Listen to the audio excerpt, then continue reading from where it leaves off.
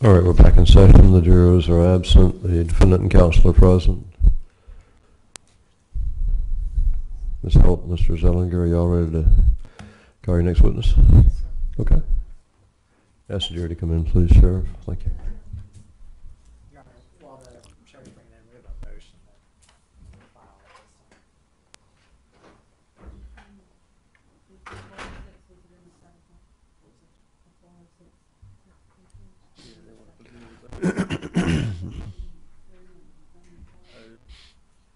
Take the jury to the thing.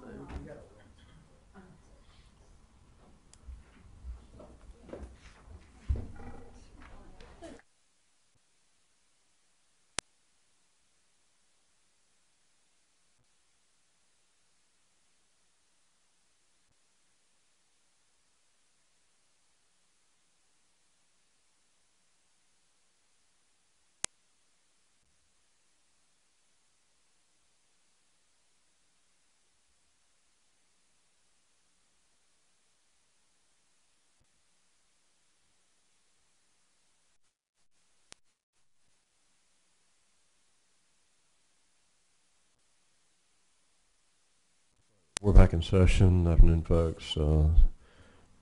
Gina, please show on the record that all jurors are present and we're ready to proceed.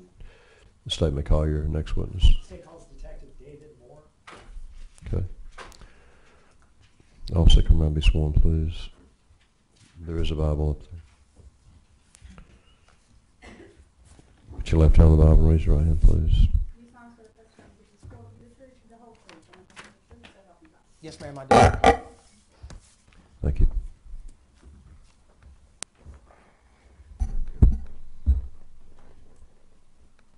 Could you state your name for the court?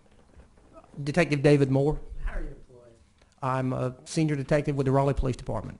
And how long have you been with the Raleigh Police Department? March 2nd will be 27 years.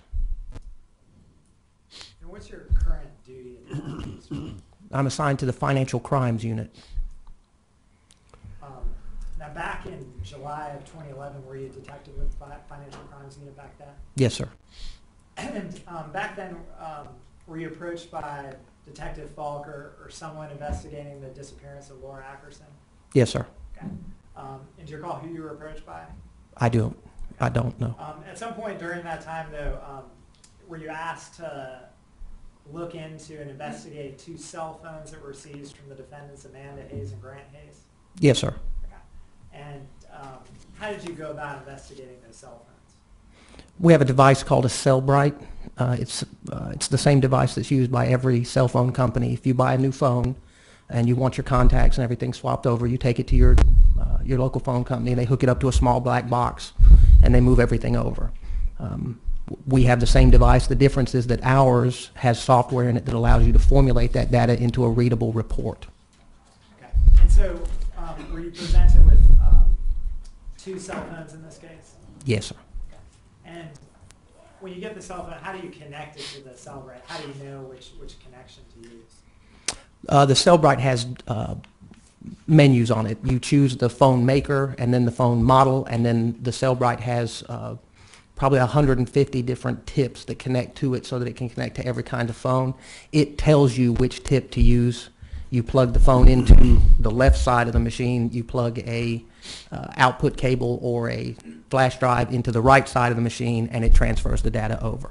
And then what do you do with that data?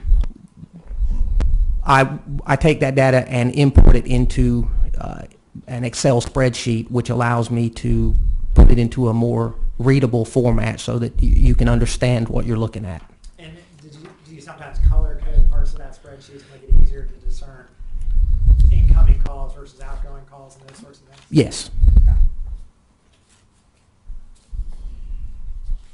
Eric, I'm first with us. You know, Detective, my hinge has been marked as State's Exhibit 260A, or A260 for identification purposes. Do you recognize that document? Yes, sir. And what is that? It's a examination report detail come from the Cellbrite. Okay. And drawing your attention to the first page of that document, stick around there. Does this detail that you conducted this examination on this phone? Yes, sir. And the phone that you examined, was it a Samsung cell phone? Yes, sir. Model SGH A177? Yes, sir. And do you recall, did you do this in March of 2012? Yes, sir. Okay. And then this information that you downloaded off the phone and put in the spreadsheet, did you then give that to Detective Falk and agents who are investigating this murder case? Yes, sir. And just looking through this briefly, does this appear to be the examination, the report that you produced? Yes, sir. All right, this time I moved to the evidence states A260. A 260. 260. Was that in reference to two phones or just one phone? That's just for one. Okay. Can you tell me which phone number that was? I can. Detective, on there, does it reflect the number that phone is associated with? Yes, sir. Okay, and It's- what number is that? I believe it's 917-744-7651.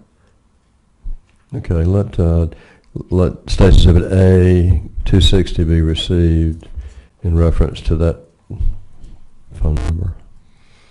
And I might publish State's Exhibit A260 at this time. You may.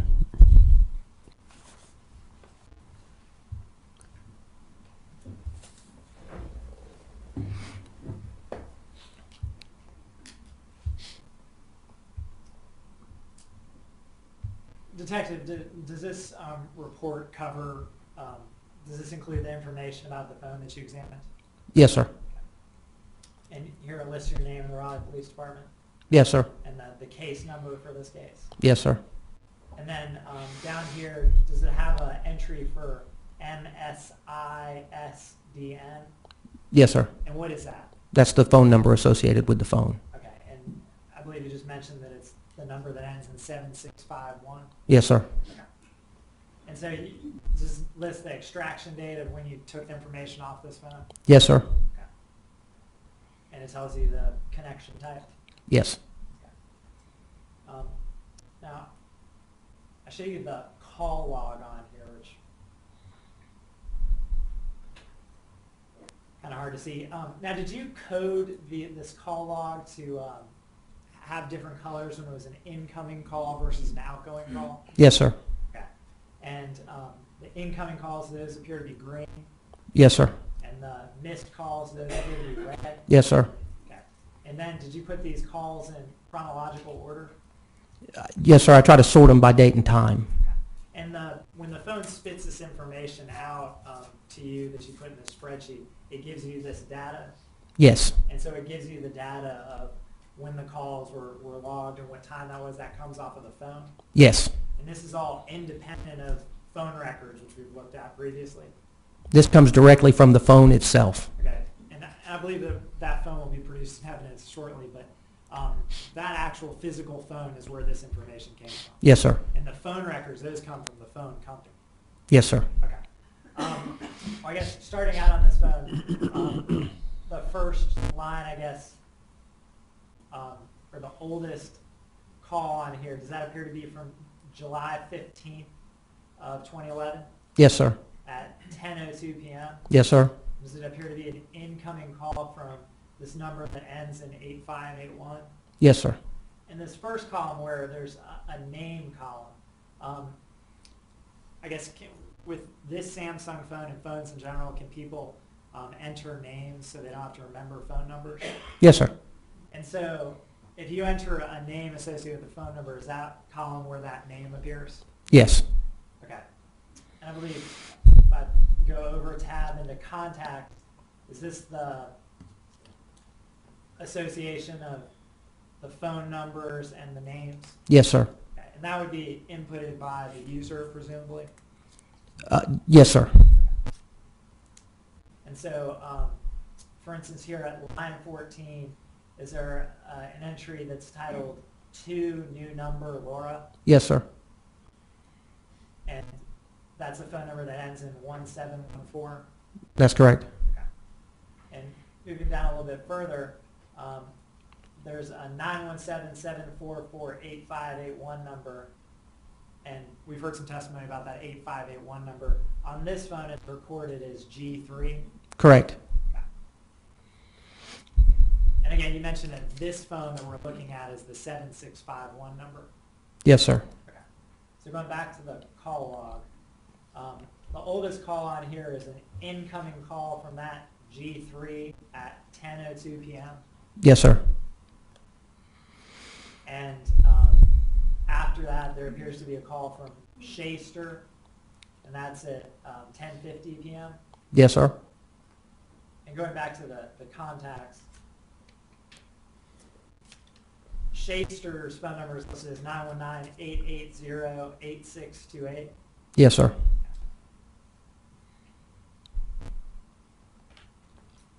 And then for the rest of these incoming calls between July 15th at 10 p.m. and July 19th at 9:41 a.m., there's 3 other calls from G3 that are coming inbound into the 7651 phone.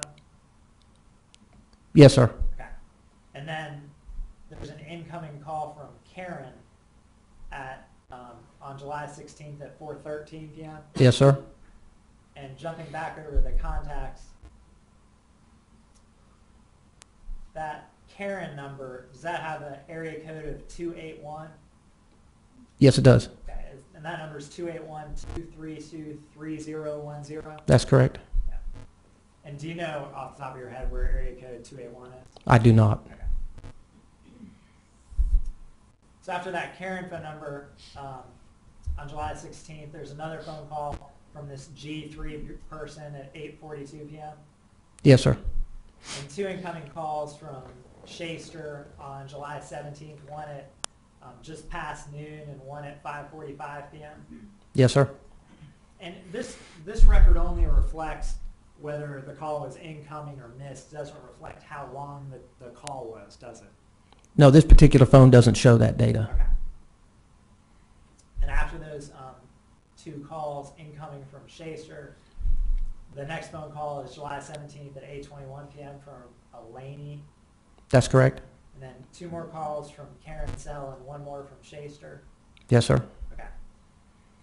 And then you also put in some of these, you also put all these calls in chronologically, is that correct? Yes, sir.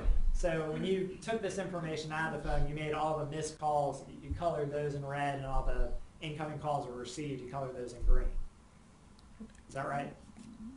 I think that incoming is that's actually yellow. It's just that your computer's showing it on a different. I think the outgoing calls are green, and it's on my computer. It's a brighter yellow. Okay. So what appears to be green here might be Yes. yellow, but, regardless, you coded those as a certain color when you got it spit out of the phone. Yes, I put the coloring in there. And then to organize these, you put them all in chronological order. Right. I sorted them by date and time. Correct. In between, on July 19th, there appears to be 3 missed calls from the Shaster person, Yes, sir. and then 1 received from Shaster, That's correct. and then a missed call from a 252 number, Yes, sir. and some other missed calls and completed calls to a number that ends in 1814. Yes, sir. A couple other missed calls, again, one from that 1814 number. That's correct. And then moving down lines 33 and 34 are a missed call and a received incoming call on July 20th at 11 a.m. from Shaster. Yes, sir. And there appears to be missed calls from a Candace Home and a Candace. Yes, sir. And then on July 20th, on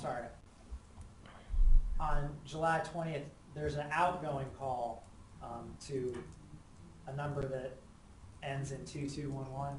Yes, sir. And then there's a couple more outgoing calls to a 201 number. Yes, sir. And then there's some incoming calls on July 20th at 7:26 p.m. from Shaster. And then there's some outgoing calls to Shaster on July 20th at 7:31 p.m. That's correct. And then moving on, throughout July 20th, there appear to be outgoing calls to Karen and Shaster and Karen Sell throughout the rest of that day. Yes, sir. Okay. Now, Did you find any phone calls that were from before July 15th? No, Okay. And you're not manipulating the data at all when you do one of these investigations. This Cellbrite just spits out everything that's on the phone. Is that accurate? that's correct. If I had a cell phone and I deleted entries out of there, would they show up on the Cellbrite? No, Okay.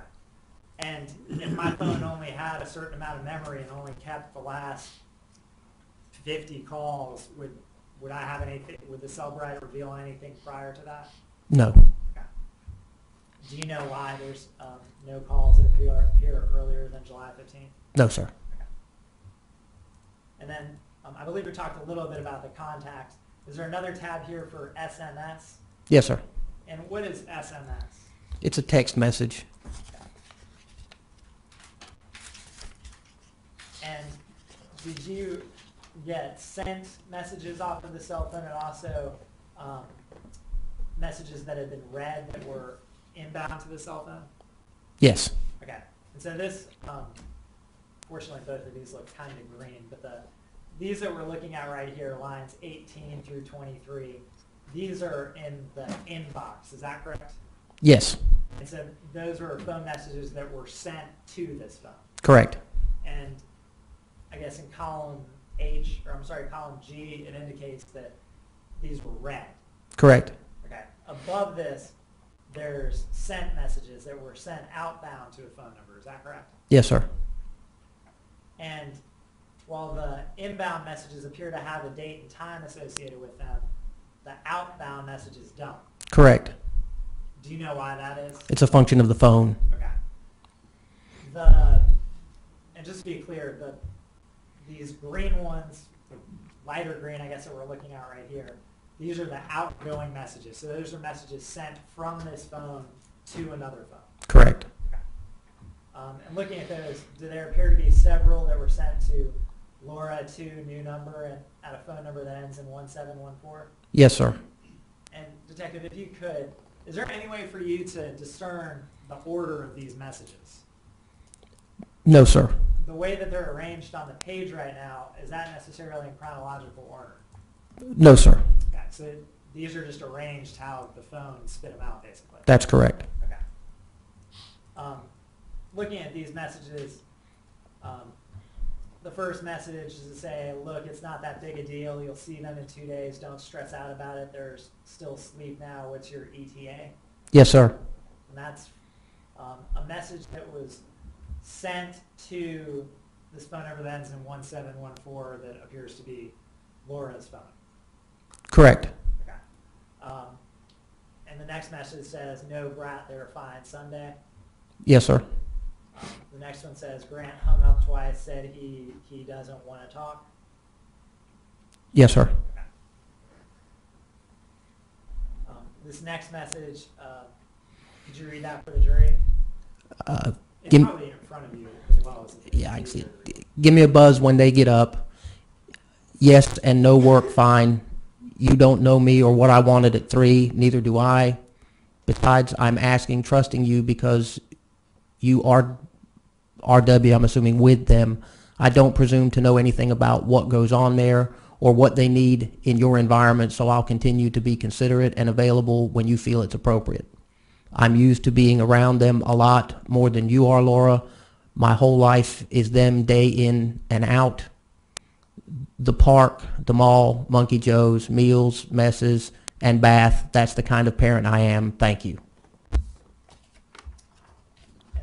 this next text message, again, no date. Could you read that for the jury?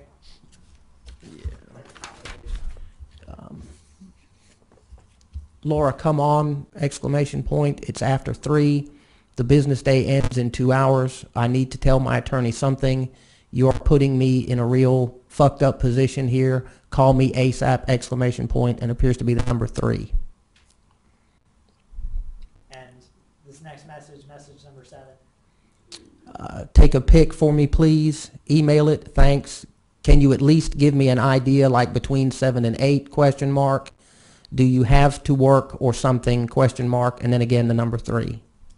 And all these texts appear to end with this comma 3. Is that correct? Yes. And do you know if that's something that was was actually sent, or if that might just be an artifact that's left by the phone.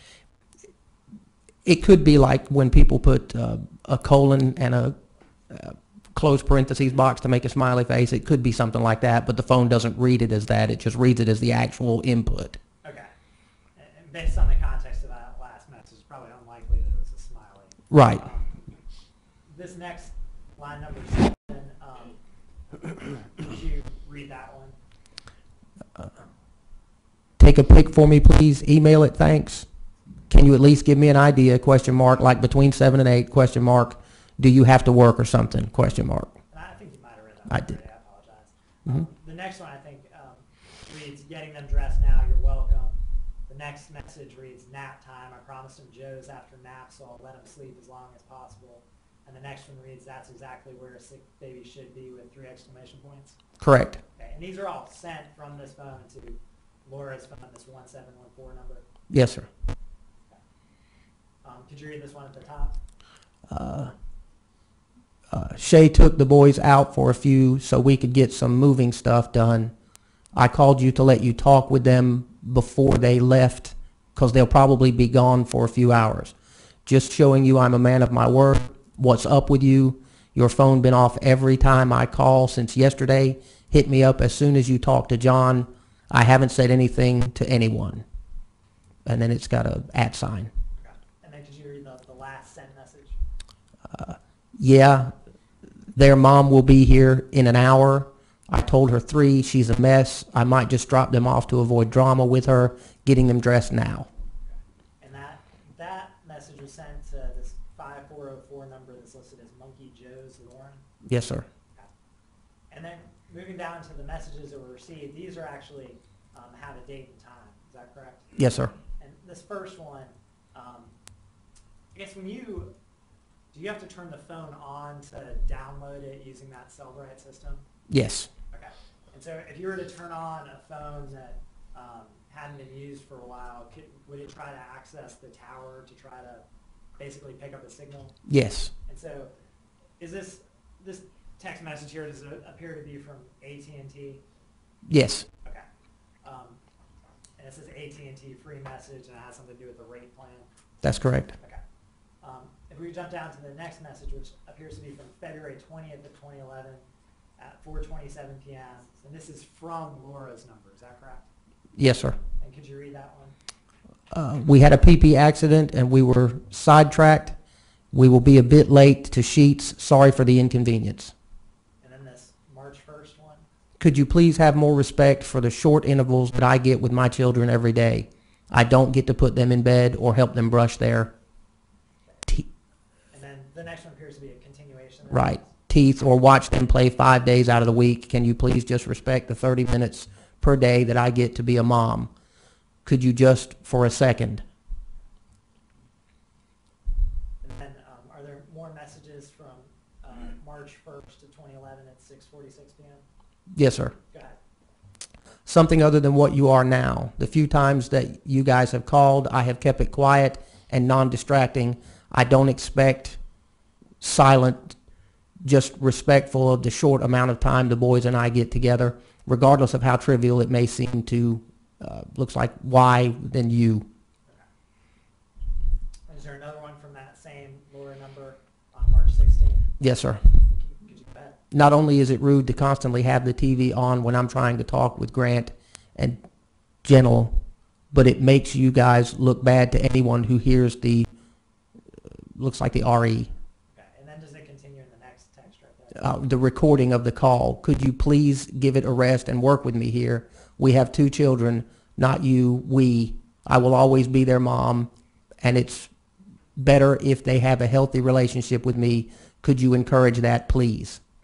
And that text you just read, it refers to you guys after when it's talking about trying to talk with Grant and Gentle. Yes. April 22nd, does appear to be a short text from Laura's number. Yes, sir. And what does it read? No, sorry. Next time, do some planning ahead. And another text that appears to be around 20 minutes later. Yes, sir. And what does that say? Look, if you would like to change plans with me, just ask me. Don't bribe me. Talk with me like we are both adults with the capability of being reasonable. Okay, does it continue in the next? Yes, I'm telling you no because I want you to stop giving to get. Also, I have plans with and for them. If you had talked about this with me last week or even by Monday, I would be much more likely to accommodate. Please just learn to be respectful of other people's time instead of manipulating it. Yeah. And then there's another text message from May 15th, Hmm. again from that same Laura's phone number. Yes, sir. And what does that say? No, I'm, excuse me. No, I'm not spending my day doing any of your bidding. You can see his eyes when you pick him up tomorrow. It doesn't look much different. I'll let you. Could you read the next couple from Laura's number to this phone? I apologize. I drank for the first time in years last night. Please forgive the text. Due to lies in your ex parte motion, it doesn't change the truth. I'll call you when they are ready. Then the next one from June 1st of 2011. Cut the shit, Grant. I know who you are. I'm not playing. I'll call you when they wake up. And then there's actually a couple texts from July 13th, the afternoon of July 13th. Is that correct? Yes, sir. And could you read this first one at 1:44 p.m. from Laura's number to the 7651 number? This is why there are issues. Can you, And then it appears to get cut off. right. And then could you read the next text that I guess appears 2 seconds later? Ever you like between 4 and 5. Thank you for your pending response. And actually, I guess this one's out of order. Is this text from July 13th at 12:56 p.m.? Yes. Okay, could you read that one? I can't be there until after my last appointment in Wilson. When do you think they will be up? And then this one later on in the day at 2:58 p.m. What does that one say? It's not a big deal to you. I told you. And then this final one at 4:12 p.m. on July 13th. Could you read that? Okay, I'm leaving the Wilson area now. I'll call when I get past the traffic. Where will you be in an hour or so? Okay, so at 4:12, a text message comes from Laura's number that says, "I'll call when I get past the traffic. Where will you be at in an hour or so?" That's correct. Okay, and that was at 4:12 p.m. Yes, sir. Okay. Your Honor, can I approach a witness? You may.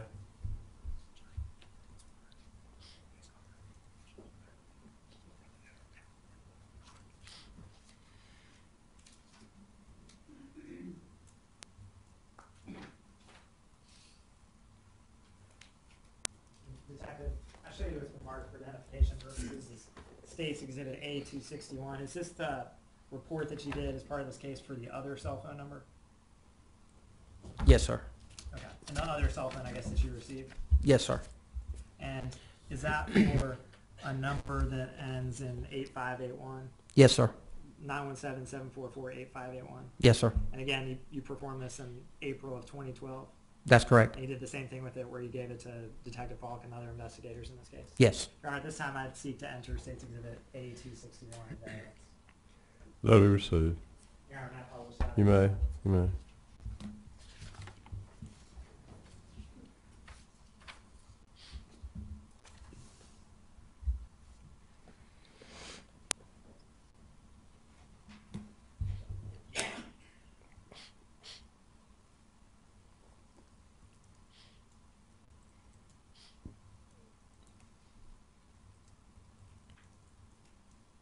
And Detective, is this the report for the other phone number, the 917-744-8581? Yes, sir. Okay. And it's got, again, the details, the case number, your name, how you connected, and when you did this investigation? Yes, sir. Okay. And I guess moving on to the contacts, this one also had several contacts in it. Yes, sir. Okay. Does it have an entry for A1? Yes, sir. And that number is the 917-744-7651? Yes, sir. Okay. And going to the call log, again, did you code it in different colors to show which was incoming or which was outgoing? Yes, I did. And this phone, were you able to get any date or time information off of it? No. Okay. So you have no way of knowing the order of the outgoing calls, the incoming calls, and the missed calls? No, sir, I don't. Um, and it appears that there's some 26 calls in this call log, split among the outgoing, incoming, and missed. Do you know how many calls this phone saves in its memory? No, sir, I don't. Okay. And similarly, if you were to erase a call from the phone log inside the phone, if you were the operator, would it show up in the Cellbrite? No, sir. Okay. So I guess starting with these outgoing calls, none of these have any date and time. Correct. It appears that there are outgoing calls to 7 entries being, is that correct? Yes, sir. Storage Jeff A1, is that accurate? Yes, sir. And then is there an entry for KPD? Yes, sir. Okay. Is there one for Glenn H and one for Mom? Yes, sir. And then Shay? And is Yes, that- sir. And is that number 919-880-8628? Yes, it is. And if you could look on the last phone that we looked at, is that the entry that in the other phone is written as Shaster?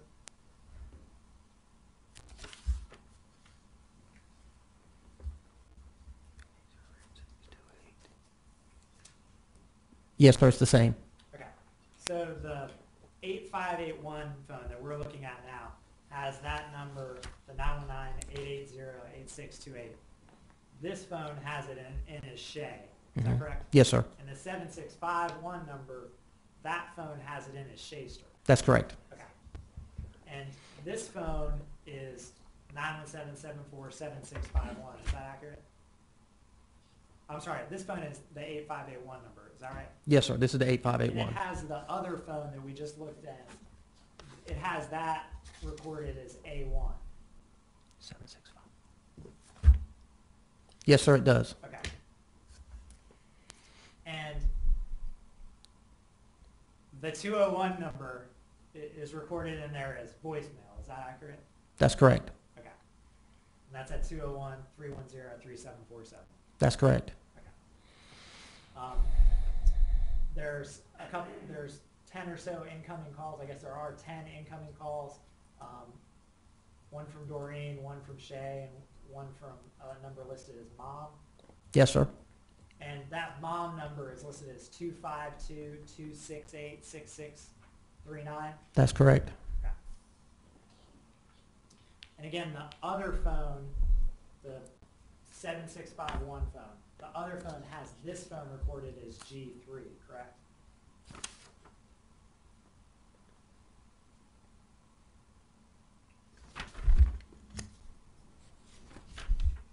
I believe it does, yes. Okay. And obviously the phone doesn't have its own number recorded as something, correct? Correct. And then there's a few missed calls on this phone, one being from this Mom number, the 252 number. Yes, sir. Looking at the contacts, this has a list of contacts for this person. Is that accurate? Yes, sir. Has a Sinelli's Eddie and a Sinelli's Justin in there. Yes, sir. Has an entry for Star Daycare. Yes, sir.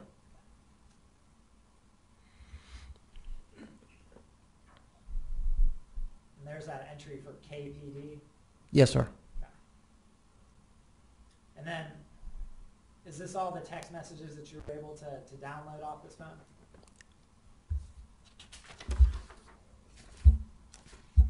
No, sir. Aaron, can I approach with us? Okay.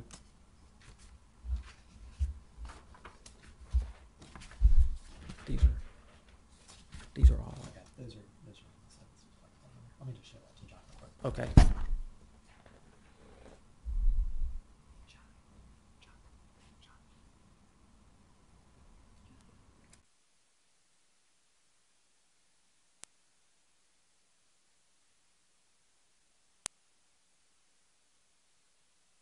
Just to clear that up, these messages are attached to the back. Those are the ones that you read through already, correct?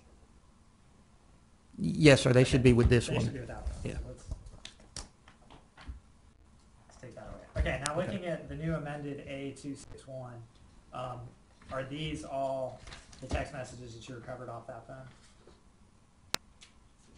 Yes, sir. Okay.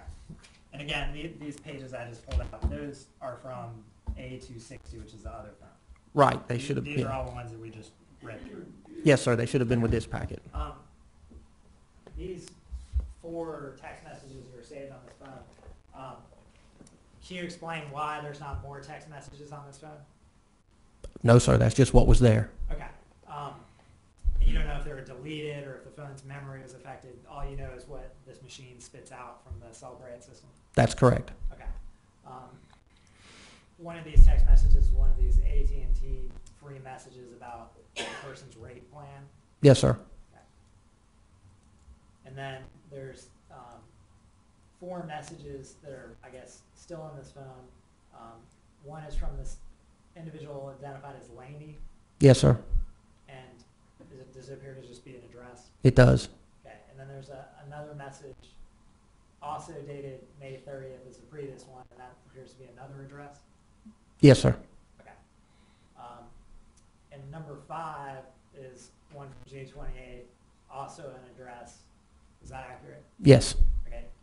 Text message number 4, though, is from June 15th of 2011 at 6:37 p.m. And does that come from that number that we've been talking about earlier, that 1714 number? Yes, sir. Okay. And what does that message read? Constant dictator, why do you have to act like this? How does this serve you? Okay. Just tell me about, aside from downloading these phones and reading them here today, did you have any other role in the investigation of this homicide? No, sir. Okay. Nothing further, Your Honor. Thank you. All right, Mr. Gaskins, do you have questions? Just a few, and I may need Mr. Zellinger's help with putting the exhibits back on the board. Detective Moore,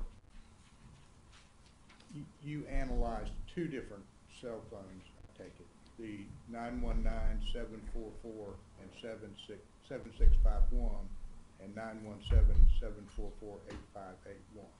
Yes, sir. You didn't analyze the text messages from the cell phone that belonged to Laura, did you? Laura Atkinson. I just get the phone, sir. I don't know who they belong to. I identify the phone simply by the numbers. Okay, so you didn't, these 2 numbers are the only ones that you found. Yes, sir. Okay, thank you. Could I get you to bring up on the screen, the list of contacts For which phone? for 7651?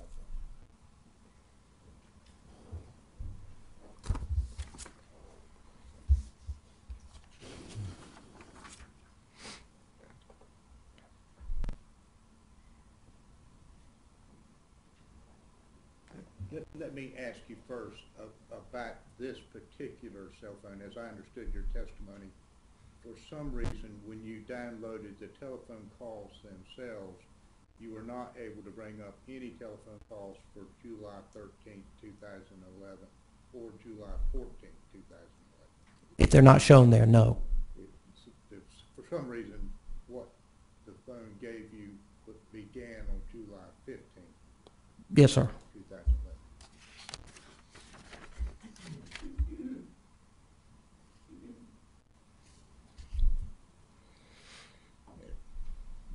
And what we're looking at here is the contact page from that telephone number ending in 7651. Am I correct? Yes, sir.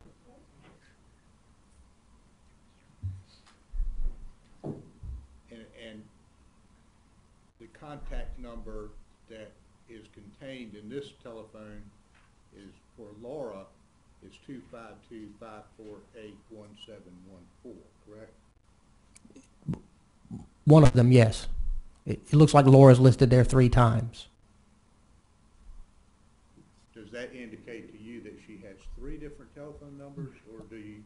I wouldn't know that. Or is she changing telephone? Those are just the labels that were in the phone.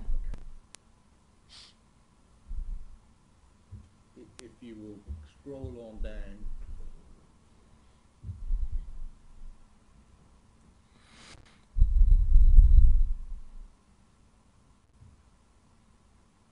further.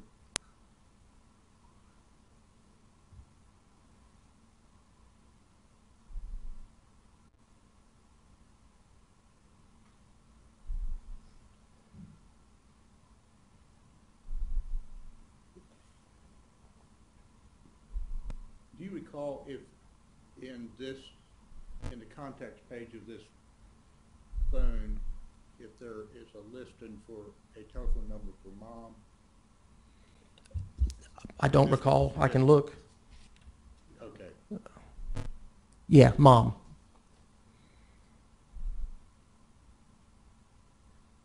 Go down one more, if you will, Mr. Bellinger. What we have here is mom, it says Mom Grants, Yes, sir. Grant's mother. The contact number for her that is in that cell phone is 252-268-6639. Am I reading it correctly? Yes, sir.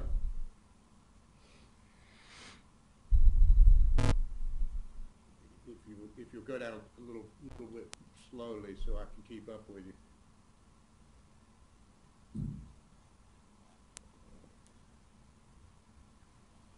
A little more.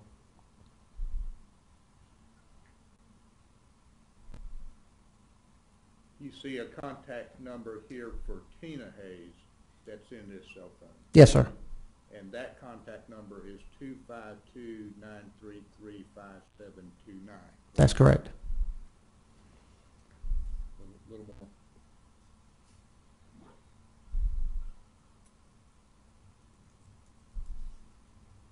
Okay. Is that the end of the contact page? Yes, sir. Okay.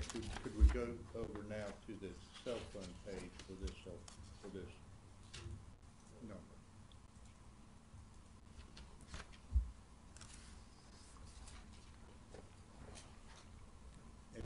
And that, over on the left-hand side, what the telephone is doing is picking up the contact number, the contact from the contact page instead of the number. Am I right? When it says G3, G3 has a number assigned to it in the cell phone. Yes, sir. But it comes out on the report just as G3 or Karen or Mom or whatever. Well, it has the number in column D. It shows you the name in column B and then the number associated with it in column D. Oh, okay. So it does have both on the same page? Yes, sir. Okay.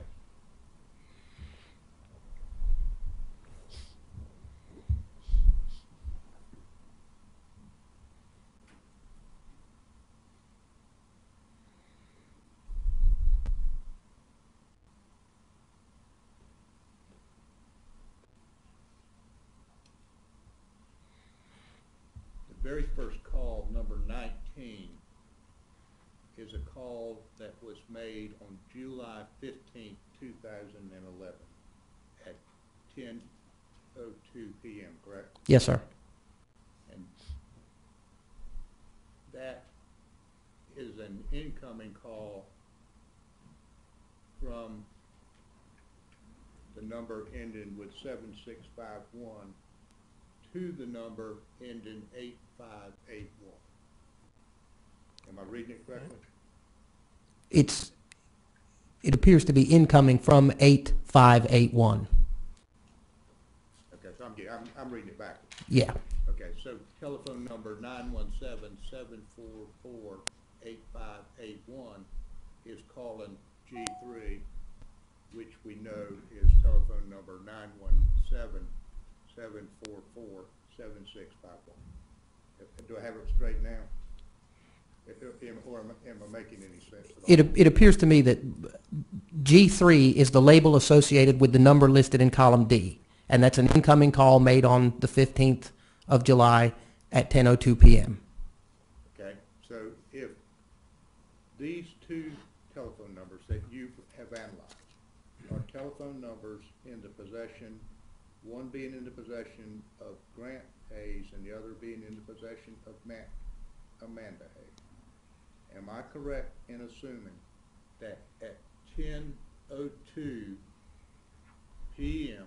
on July 15th, 2011, that they are not together at that moment in time?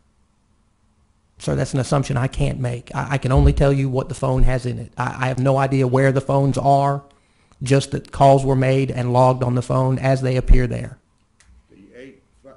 Whoever was using the 8581 number was calling the other number at that moment in time, was it not? That's the way it appears, yes. Would it be safe to assume that they weren't calling each other across the room? Sir, I don't know. I cannot intelligently answer that question. I don't know. I have no idea where the phones were when the calls were made. You just know that the person with 8581 is calling the other phone. Yes, sir.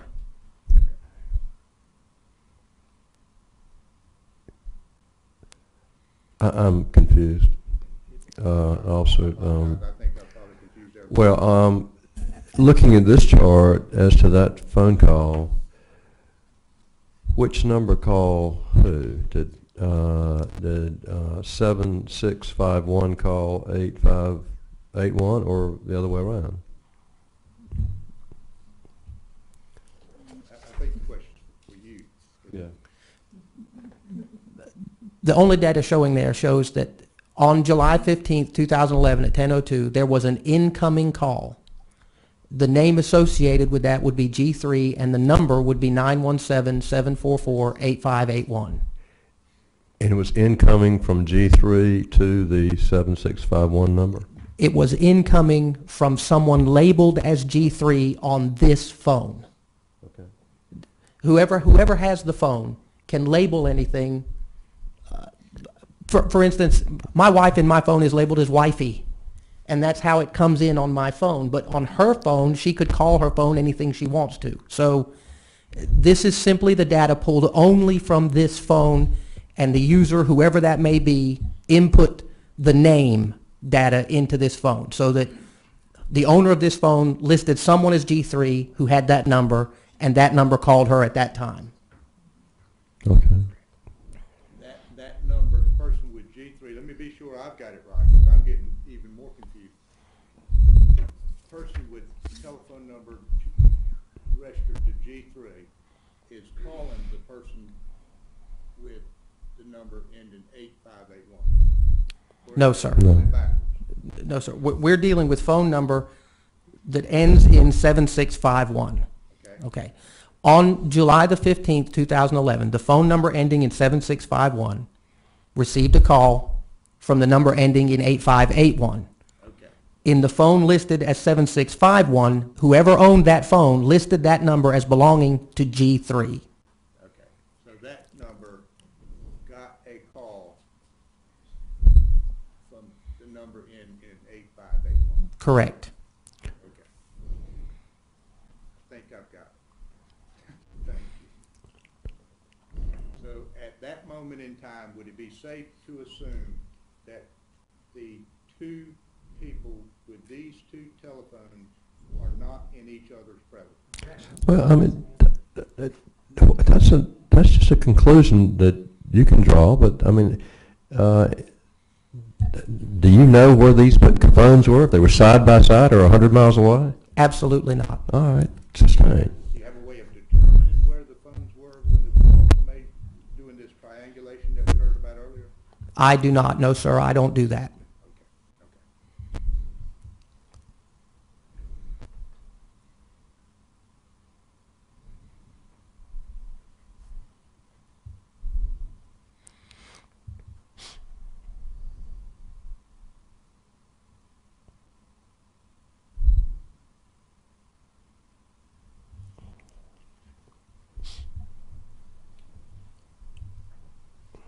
Can you tell me from the records that you have for the telephone number assigned to G3, that being the one ending with 7651, if that phone has a voicemail feature attached to it? I have no idea.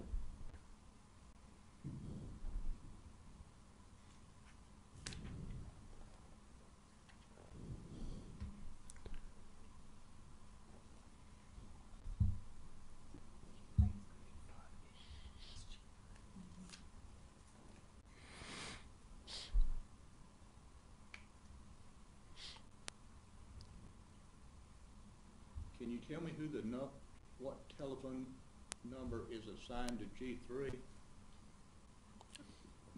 917-744-8581.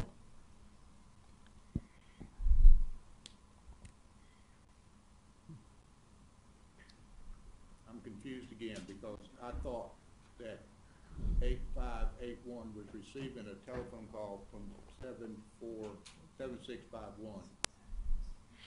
No, sir. The phone doesn't list its own number. The records that you're looking at now are the records of the cell phone ending in 7651. It doesn't list its own number. Everything you see there either came into, was missed by, or went out from the phone number ending in 7651.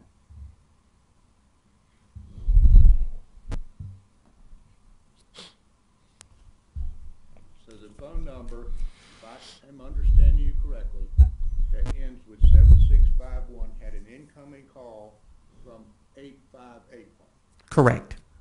at that particular moment. Yes, sir. Okay. I think I got it.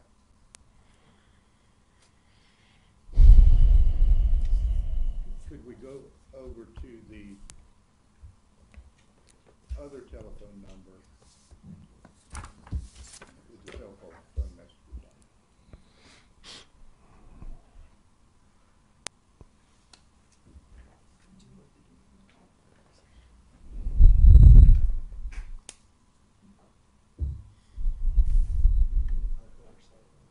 Yeah, cell phone portion. The other side. Other cell phone. 858.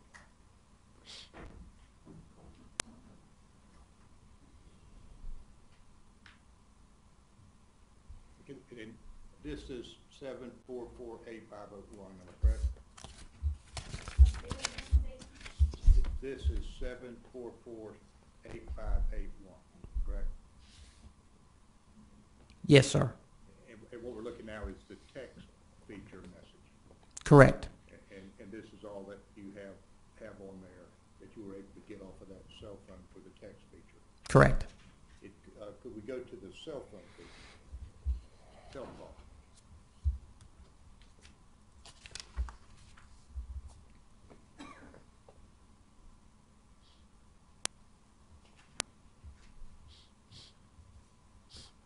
Now this is the one, again, we're looking at the one that ends with 8581 now.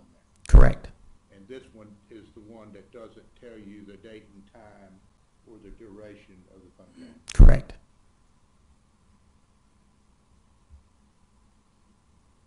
Is what we're looking at just some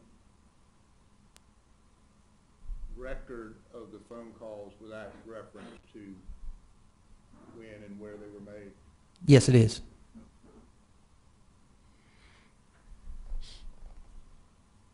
Do you see on number 10 that associated with this cell phone is a voicemail number of 201-310-3747? Yes, sir, I do. And what that means is that, or let me ask you if that's what it means.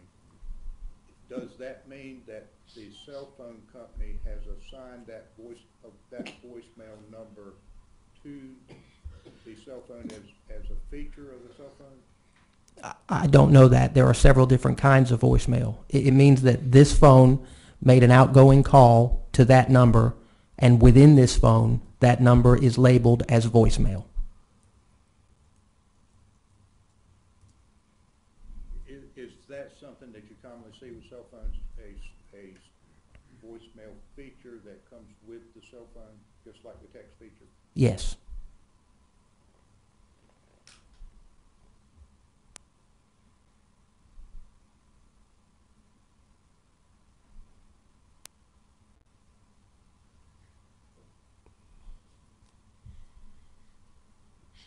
Just for clarification, do you know how old these phones were? No, sir, I don't. If memory serves me, they were older phones. This one is listed as a Motorola Razr, which is a fairly old phone. Okay. Ma'am, moment you're on.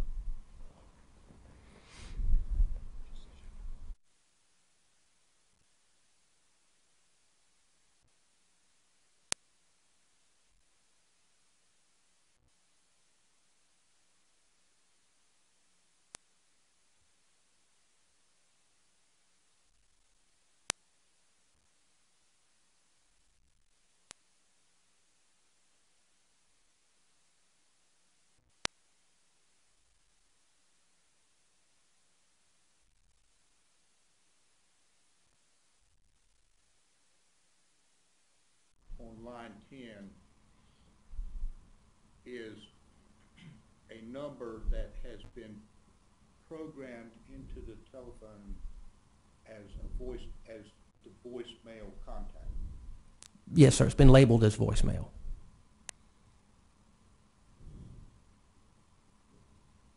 Thank you, sir. I think that's all I have. Okay. Thank you. You can stand down.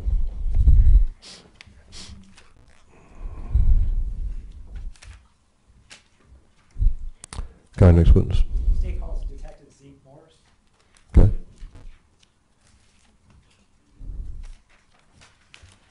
Our coverage clerk. You may.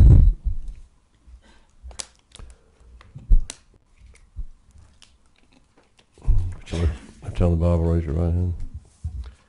You solemnly swear that most you give the court with the truth, the whole truth, and nothing but the truth, so help you God? I will. Okay. Have a seat. Thank you. You may proceed. Detective, will you state your name for the jury?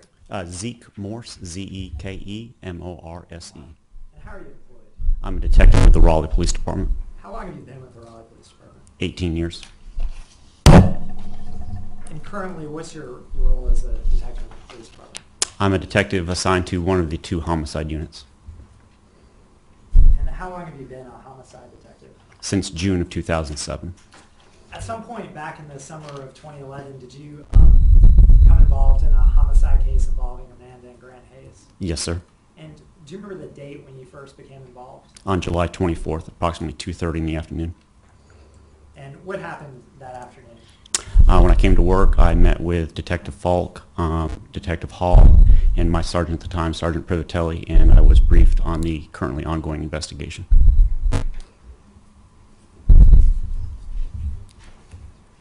And after you spoke with them, did you learn what had happened, I guess, in the days and week prior in this missing persons case? Yes, sir. And at that point, on the afternoon of July 24th, I guess at that point, it's still a missing persons case? Yes, sir. Later that night, did it then become a homicide case? Yes, sir. And the next day, what did you do as the next part of your investigation? Approximately 1:45 in the morning, I went to Kinston with Detective Olette with a search warrant. And where in Kinston did you go? 1505 Holman Street in Kinston, North Carolina. And why did you go to 1505 Holman Street? Detective Falk had obtained a search warrant for the residence where Grant and Amanda Hayes were arrested at. So sometime that early morning of July 25th or late July 24th, Amanda Hayes and Grant Hayes were arrested at that house? Yes, sir. And did you know who also lived there at that house? Yes, sir. And who was that? Patsy and Grant Hayes Sr. And how are those folks related to Grant Hayes? They identified themselves as the parents of Grant Hayes. And when you showed up at that house in Kinston, were they there? They were. And did you execute the search warrant that day? Yes, sir. Your uncovered witness? You may.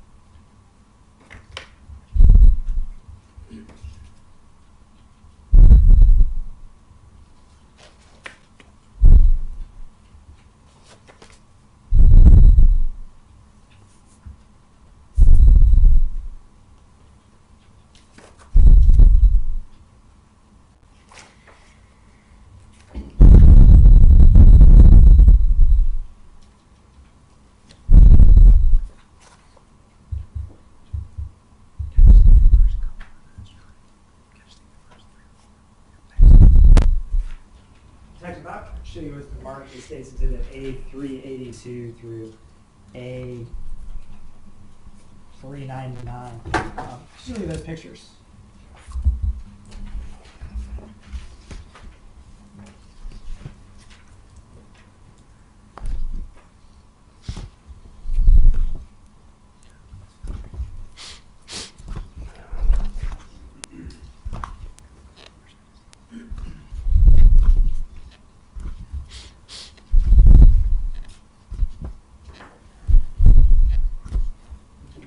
Yes, sir.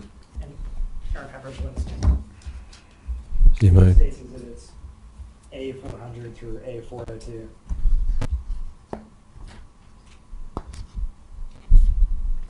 Yes, sir. Are these all photographs of the Hayes household as you found it that day on July 25th? Yes, sir. And as part of your executing a search warrant, what's the first thing that you do when you enter the house? First, we see who's in the home, and we remove them from the home for our safety. And then we will take a visual examination of the home, and we'll assign specific rooms to detectives that are on scene that will be searching the home. And do folks photograph the scene before you search it? We also photograph before we move things around. Yes, sir. And these pictures, State's Exhibit 382 through A382 through A402, they depict that home in Kinston as you found it that day? Yes, sir. Your Honor, I move State's Exhibit A382 through A402 into evidence at this time. Law may proceed. Your Honor, may I publish those? You may. Your Honor, may I purchase the witness one more time? You may. And A381, is that another item that you found in that home? Yes, sir. And is that a depiction of that item? Yes, sir. Your Honor, I move to enter State's Exhibit A381 at this time. Law may proceed. Your Honor, may I publish these at this time? You may.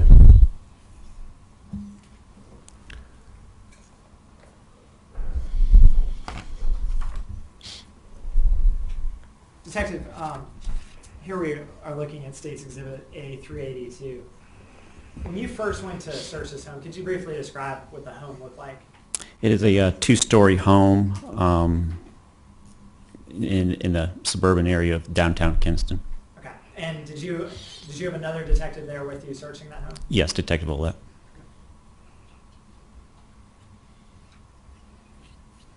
And it was your information that Grant and Amanda Hayes had been in this home the days prior to this?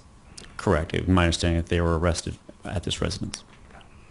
State's Exhibit A382 that we're looking at here, does this appear to be, what do we see in this picture? This is in the office, or the room that I labeled the office of the home on the first floor. This is a workstation, a desk with a computer and two monitors. And I show you State's Exhibit A383. What are we looking at in this picture? The back of the desktop of the And computer we just saw. Why do you take a picture of that? It is departmental policy when seizing computers to document the back of the computer to illustrate how the computer was set up with various accessories. I'll show you A384. Is this the kitchen of This the would be home? the kitchen area of the home on the first floor. Yes, sir. And did you find anything that helped your investigation in the kitchen? No, sir. When you were in this home, were the children present? No, sir. Okay. Do you know where they had gone at that point? No, sir. Okay. I'll show you State's Exhibit A385. Which room is this? This is a bedroom that's off from the kitchen on the first floor. Did that room have a, I'll show you State's Exhibit 386. Did you find some things in that room that you seized? Yes, sir. Specifically those two coolers that are depicted there in the photo. I'll show you State's Exhibit 387. Are those the two coolers? Correct. Just the same two coolers, just a different angle.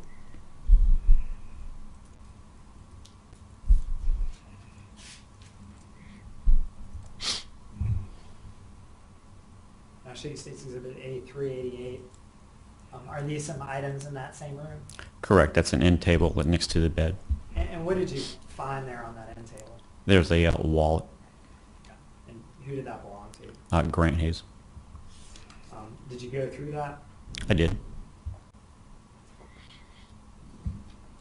Did you find anything of evidentiary value inside the wallet? No, sir. Shady States Exhibit 389. What is this? It is a notebook with a note that I found on the computer desk.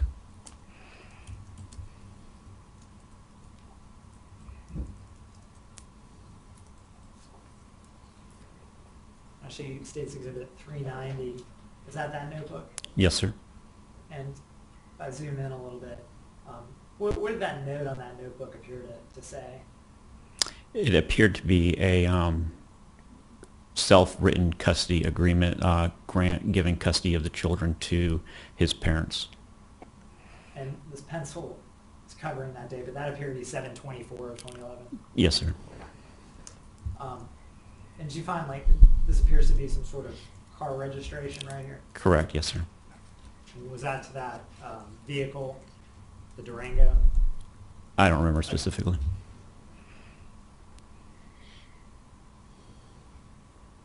Shady States Exhibit 391. What does this depict? That's from the second floor looking down the stairwell to the first floor. And here's States Exhibit State A392. What room is this? That's an upstairs room.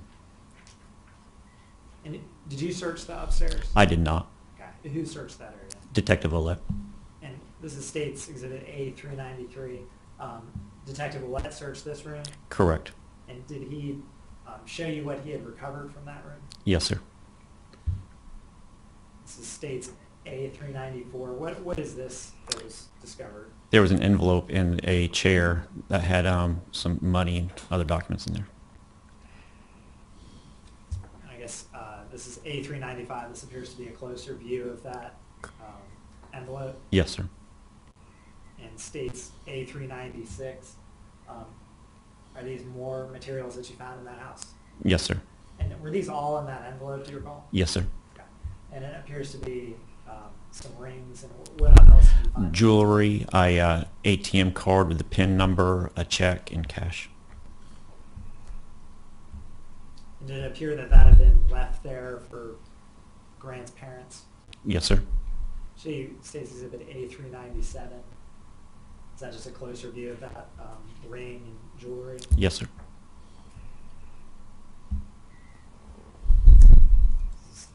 A398. Does that appear to be a debit card with a PIN number written on it? Correct. That's the debit card with the PIN number. States Exhibit A399. What does that appear to be? That is a check written to Amanda Hayes from Candace Rowland. Did you learn who Candace Rowland is? I don't recall right now. Does it appear to be someone from Katy, Texas? Correct. Okay. And States Exhibit A400, does that appear to be the a sort of bank card belonging to Grant Hayes? Yes, sir. States Exhibit 401, what is that? Is that an envelope that was recovered? Correct. That was an envelope that was recovered. That was upstairs as well. Yes, sir. And did you see, is it because it had some writing on it? Had some numbers. Yes, sir. And why do you take pictures and seize items like this? At the time, we just don't know what the relevance of the individual items are because it was in that envelope. We seized it as well. I'll show you States Exhibit A402. Is this another room in that house? Correct. This is on the second floor. And did you search that room? I did not. Detective Ouellette did. Did Detective Ouellette show you anything of any evidentiary value coming from that room? No, sir. Now, I'll show you States Exhibit A381. Is this an item that Detective Ouellette recovered from the upstairs of that house? Yes, sir. And did you seize this item? Yes, sir. And zooming in on it, what did this item appear to be to you? It appears to be a prepared speech for maybe a press release or something. Okay. And could you read it? Yes, you could. Introduce Grant Hayes, Amanda, father of Laura Ackerson, children Grant and Gentle Hayes. Like I told my mom, she was supposed to meet me or here, Does that appear to be her? her, maybe meet her 7-1, 5 to 11. I called my mom to get in touch with her, and she wouldn't or couldn't. If anyone has seen Laura, please call the police department. And Laura, Grant, and Gentle ask for you if you're Does that appear to be listening? listening to this broadcast, please call us. I've spoken to, not sure what It it's looks supposed like to it be. starts with a D. D, it definitely starts with a D. As soon as I learned of this situation. And did Detective Willett sees that item? Yes, sir. Okay. Did that conclude your search in that house? Yes, sir. Is there anything else that you acquired that had any evidentiary value? No, sir. Eric, I'm first clerk. All right.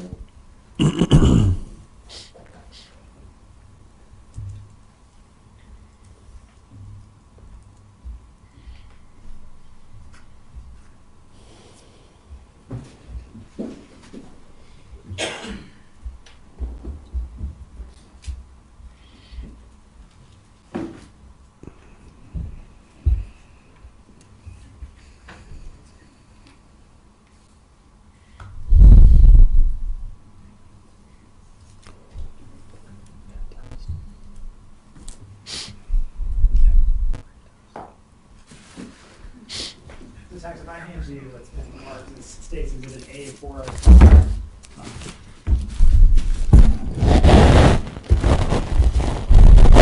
Do you recognize this item?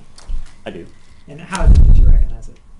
It is labeled with an evidence tag that I filled out. It has the case number, the crime type being homicide, Laura Ackerson. It's my writing. Yeah. And is this one of those coolers that you saw in the Kinston house that belonged to Grant Hayes' parents? Yes, sir.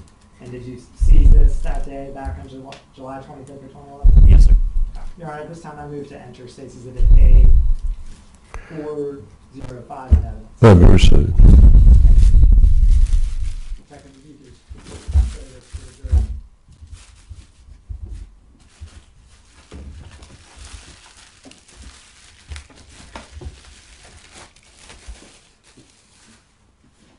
Does this appear to be an igloo cooler? It is And does it say what size it is?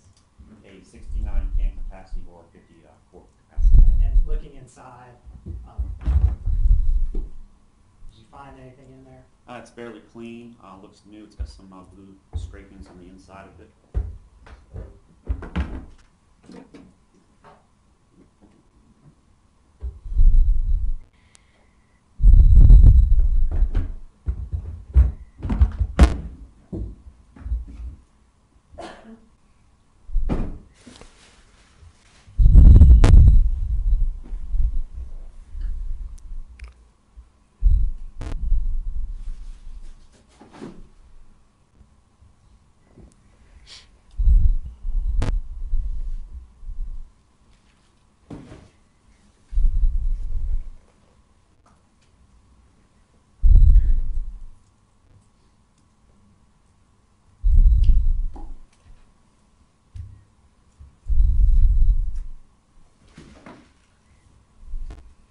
Detective, I hand you this remarks. State's Exhibit A 404, do you recognize this? I do. How does it do you recognize that? Again, it has a Raleigh Police evidence tag on it. My handwriting has the unique case number assigned to this case. And is this one of the coolers that you seized that day in Kinston? Yes, sir. Your Honor, I move State's Exhibit 404A in the evidence. That'll be received. I'm sorry, A404. A404, that'll be received.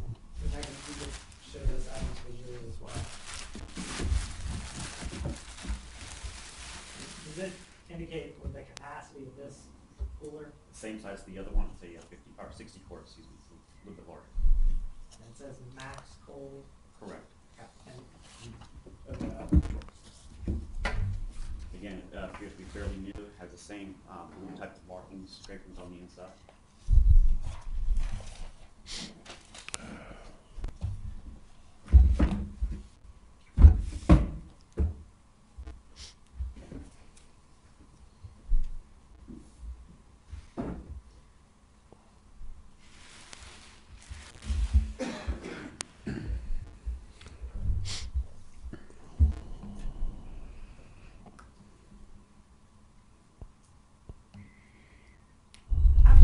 searched that house in Kinston, what was the next part of your investigation? I met with Patsy and Grant Hayes Sr., spoke to them briefly. And did you speak with them? I did. After you spoke with them, what was the next part of your investigation? I responded back to Atlantic Avenue here in Raleigh, the police station, and assisted with storing the evidence that we collected from Kinston. Later that day, did you meet with CCBI agent Mike Galloway? I did. And why did you meet with him? The Dodge Durango that Amant and Grant Hayes were driving had been seized and stored earlier under the authority of a search warrant. And did you help Agent Galloway search that vehicle? I did. And where did that search occur? At CCBI, they have a garage, single bay garage.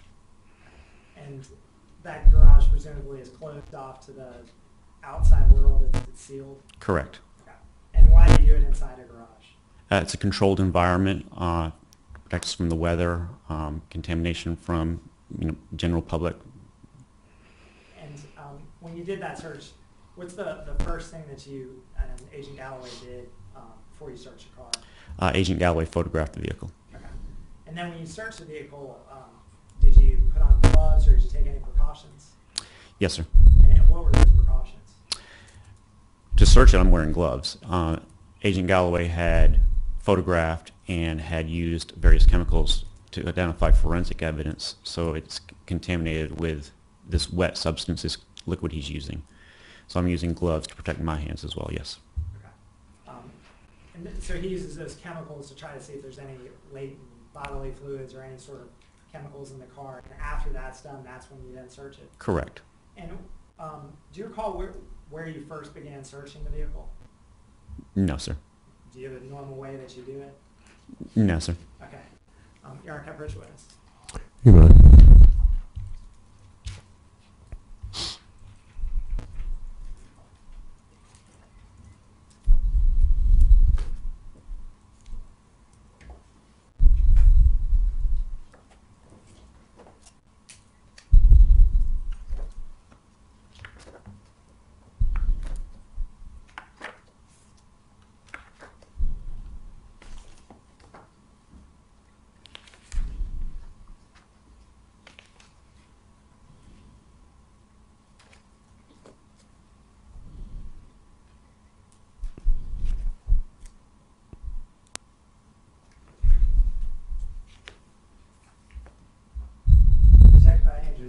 For identification purposes, Stacy's exhibit A265 through A271. Do you recognize those photographs?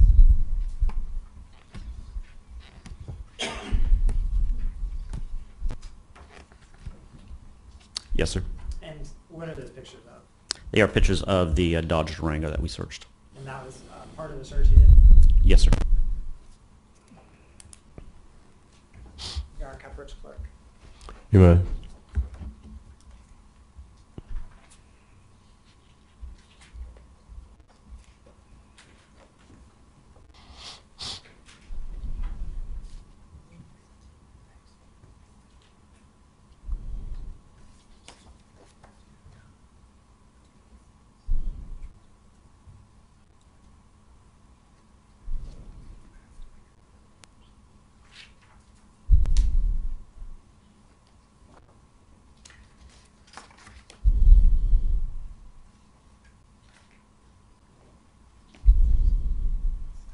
Just after I hand you, Stacy's exhibit A272 through A275. Do you recognize those pictures? Yes, sir. And are those more pictures of the search of the Durango? Yes, sir. Are they a fair and accurate depiction of how that Durango appeared that day when y'all were searching it? Yes, sir. Your Honor, this time I would move to enter State's exhibit A265 through A273.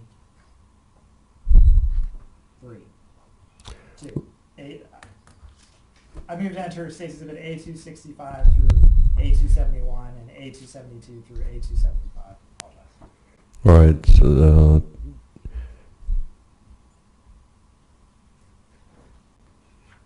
I'll let 265 through 275 be received. Your Honor, may I publish these at this time? You may.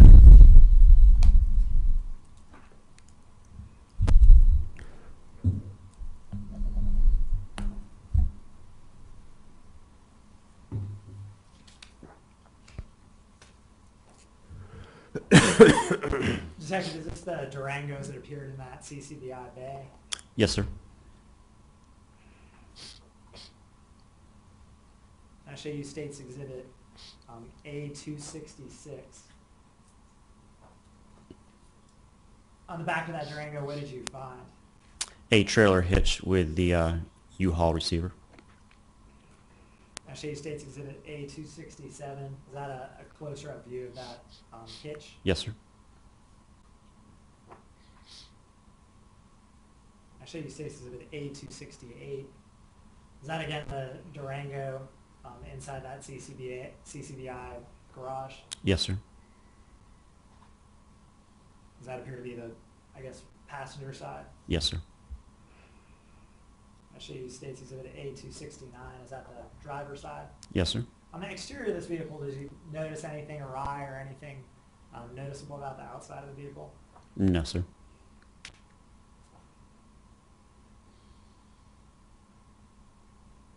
I'll show you State's Exhibit A270. Is that the driver's side door? Yes, sir.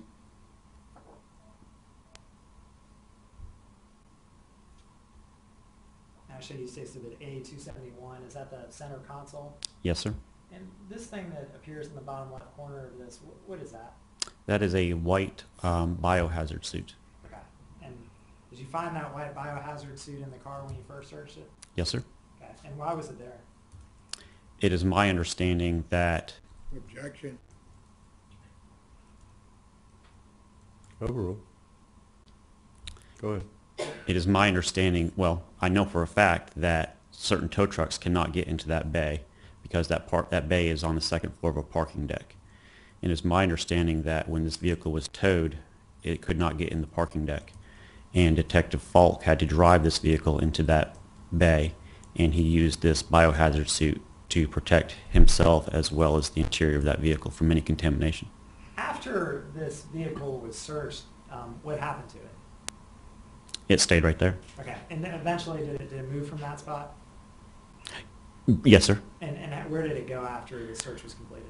When when the search was completed, I drove the vehicle from CCBI to the Raleigh police station, and I used that same suit. Okay. And why do you use a biohazard suit? At this point, CCBI had sprayed the entire interior of this car looking for forensic evidence, and it's wet, it's contaminated with chemicals, and to protect my clothing, I wore the suit. Similarly, have you transported vehicles before CCBI assessed them? Yes, sir. And when you do that, what precautions do you take? We wear this biohazard suit to prevent contamination of anything that might be inside that vehicle, as well as to protect ourselves from anything that might be in that vehicle. Show you State's Exhibit A272. Is this another view of that center console of the Durango? Yes, sir. Are there various items in the center console? Yes, sir. And does there appear to be a receipt right there from Kingston, North Carolina? Yes, sir. Does it appear to say Wendy's? Wendy's, yes, sir. Did you also find something in the space between the passenger seat and the driver's seat? Yes, sir. And what was that? It's a child custody psychological review. I'll show you State's Exhibit A273.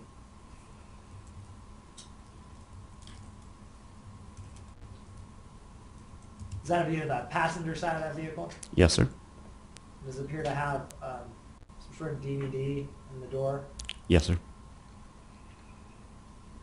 And where if you can tell from this angle, could you tell where you found that evaluation? That evaluation is stuck down on the side of that passenger seat between the center console and the left-hand side of the passenger seat. I'll show you State's Exhibit A274.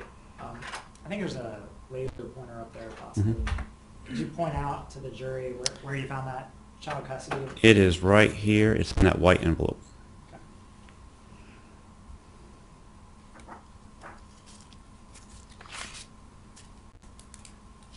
This item that's in the foreground right here, do you recall what that was? No, sir. Okay.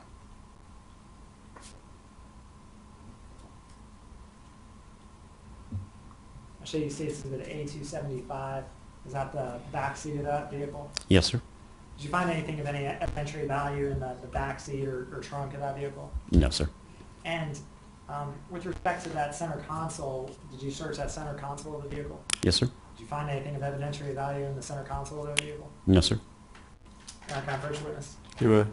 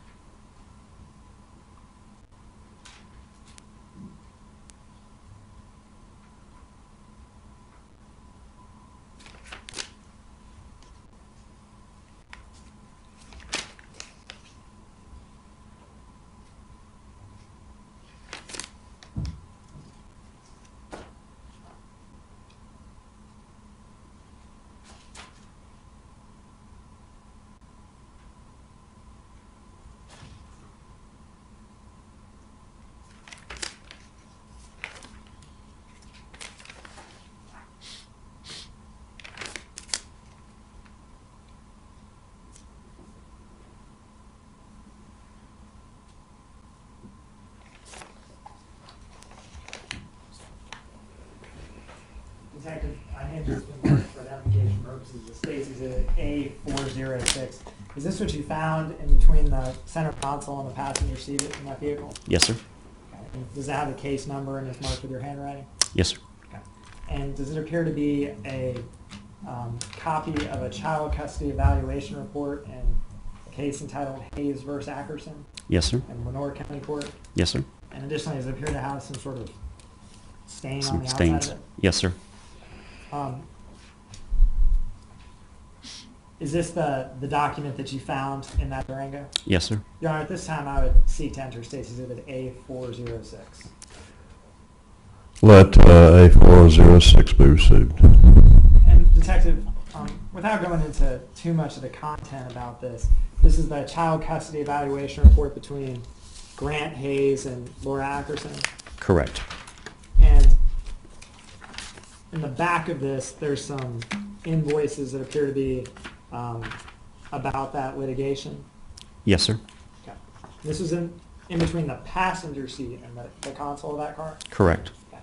Do you recall where was one of the seats in that car pulled up close to the steering wheel, or was the passenger seat pulled up close, or could you tell? I didn't make note of it. Okay. After you finished your investigation of this Durango and seized that child custody evaluation, well, let me ask you, if you could open that custody evaluation, without going too much into the content, does it appear to be written on in several places? Yes, sir. And there's X's and circles and things like that throughout the document? Yes, sir. After you finished searching the Durango, what was the next part of your investigation? Myself and Detective Hall and Falk, as well as Agent Mike Galloway, executed a search warrant at a storage facility.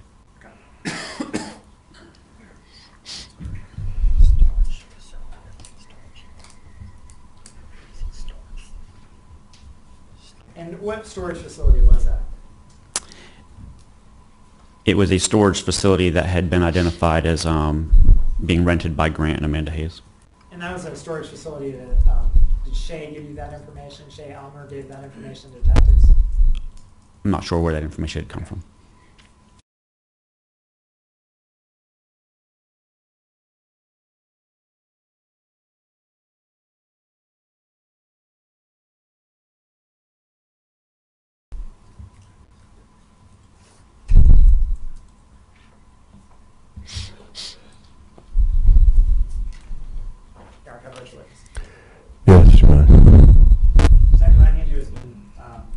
for identification purposes, the State's Exhibit A 262 through 264. Do you recognize those photographs? I do. And are those pictures of the storage facility? Yes, sir. And did you attempt to search that storage facility? Yes, sir. Your Honor, this time I would attempt to State's Exhibit A 263 through A 264. None be received. First witness, sorry. You may.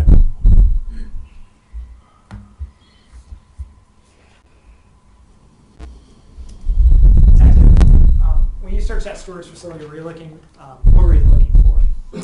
Any items of evidentiary value to the case at this point?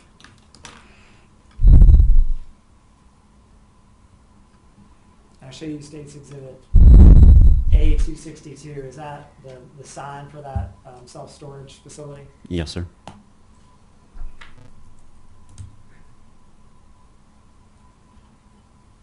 I show you State's Exhibit A 263. Is that the specific locker that was assigned to Amanda and Grant Hayes? Yes, sir. I show you State's Exhibit A 264.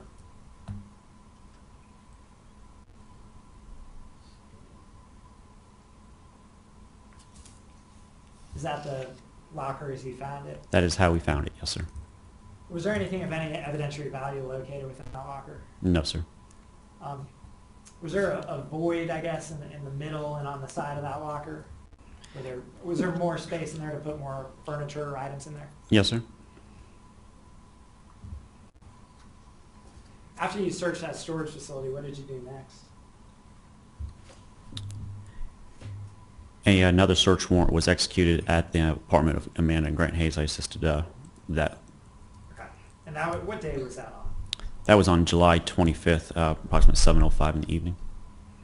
And do you recall what room you searched? No, sir. Okay. And anything that was found or any information that you get, is that fed back to the lead detective in the case? Correct. And that was Detective Jerry Paul? Correct. At some point on the morning of July 26th, how did you continue your investigation? At this point, body parts were being found in Texas. And to identify the body, at that point, only portions of Laura's torso had been found. Is that correct? Correct. At some point, did you become aware that her head had been found? Yes, sir. And what did you do after learning that Laura's head had been found? I started to call dentist offices in Kinston. And for what purpose? Laura is from Kinston, and I was trying to locate dental records for identification purposes. And were you able to get those dental records? I was. And did you forward those on to folks in Texas so that she could be identified? They were forwarded on, yes, sir. Okay. As part of this investigation, did you also look into some financial records? I did. And who did you consult to get those financial records? American Express, Chase Bank, Citibank, and the Bank of Nova Scotia. And did you send off search warrants to get material from those banks? I did. Did you also continue your investigation by coming up with a photo lineup for Detective Latour, who at that time was down in Texas? Yes, sir. Okay. And those photo lineups are so folks could identify either Grant or Amanda Hayes in the lineup? Correct. Okay. On July 27th, did you occasion to go back again to the apartment building where Grant and Amanda lived? I did. And what was that purpose? We were continuing to canvass, speaking to neighbors, and also distributing flyers, seeking information. And do you recall what building you did that for? The building that Grant and Amanda Hayes lived in. And were you part of a team that covered the entire building? Yes, sir. So I guess as you sit there today, are you confident that every single person that was living in that building back in July of 2011 was at least talked to by the Raleigh Police Department? Yes, sir. If someone wasn't home, did you have them call you? We will either leave our card or we'll revisit. Yes, sir. Okay. But you make sure that you knock on every door? Absolutely. Yes, sir. And out of that canvas, was there any information that was helpful to your investigation at all? Nothing that I obtained. And you're looking for any evidentiary value from comments from folks, like if they saw something or heard something? Correct. Okay. And you personally didn't hear from anyone anything that furthered your investigation? Correct. On July 28th, did you look into further information about Laura Ackerson's financial records? I did. And did you learn that she had an account with BB&T? I did. And why did you look into Laura's financial transactions? To see if there was any activity with the account after her disappearance. And what was the last transactions that occurred? Last two transactions on the account occurred July 4th and July 21st, 2011. And to clarify, that July 21st account, was that a joint account between Laura and Siobhan? It is. And was that business related? Yes, sir.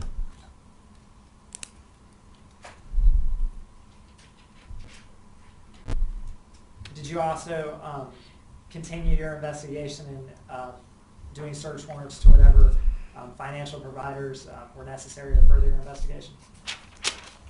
I'm sorry? Did you keep sending search warrants to folks to help out other detectives who were taking up the lead in this case? I did. Okay.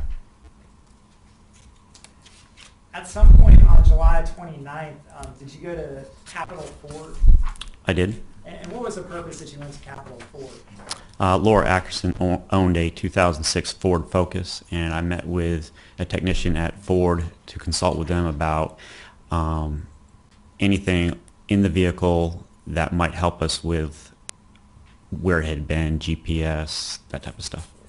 And could you explain to the jury how some vehicles might have GPS or what you found in your experience that can be helpful from an automotive standpoint? Most newer vehicles have what's referred to as the black box. It helps us with data when the vehicle's involved in a collision, records speed, that type of stuff. So I was simply inquiring if this box was in this vehicle and if it might contain any data that might help us. And based on the information that you received from Capitol Ford, did that help your investigation at all? No, sir.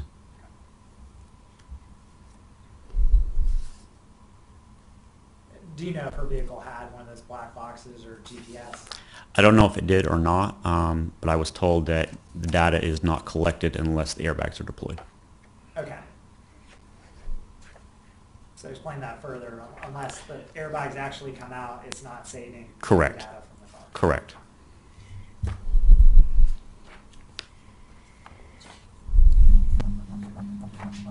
Nothing further, Your Honor. Thank you. All right, Mr. Gaskis, you have questions? Thank you, Your Honor. Good afternoon, Detective Moore. Yes, sir. Let me talk to you first, if I may, about the canvas that you talked about that was done at the Woodfield Glen Department. Yes, sir. That's where Bella Park Trail is located, where Amanda and Grant Hayes live, correct? Yes, sir. How many people how many Raleigh police officers participated in that canvas? Numerous. As far as detectives, there are 2 units of 5 detectives, and I am aware of both units participating in the canvas of that building as well as the community itself. So that would be at least 10 detectives, plus any additional uniform officers that assist us with the initial investigation. And what you're physically doing, you or others, you're knocking on every door, aren't you? Yes, sir. And that's it's a fairly big complex, isn't it? Absolutely. Can you tell me how many apartments, or do you know? I don't know how many apartments are out there, no, sir. So it does take a lot of people to conduct an extensive canvas of that nature, doesn't it? Correct. Over several visits, yes, sir. And the idea is to find out if there's any single person in any one of these apartments or any vehicle who happens to be stopping at one of these apartments, to find out if that person has any information about what has happened, correct? Correct. Did you have a single person report to you that they had heard anyone in the apartment where Amanda and Grant lived? Did anybody report to you hearing a skill saw running on the night of July 13, 2011? Of the people that I spoke to, no. Did anyone report anything unusual at that apartment on the night of July 13, 2011? Again, of the people that I spoke to, no.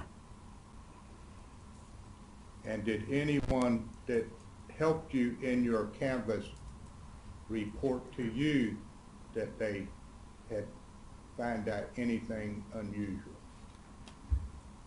I really can't answer that because I came into the investigation later.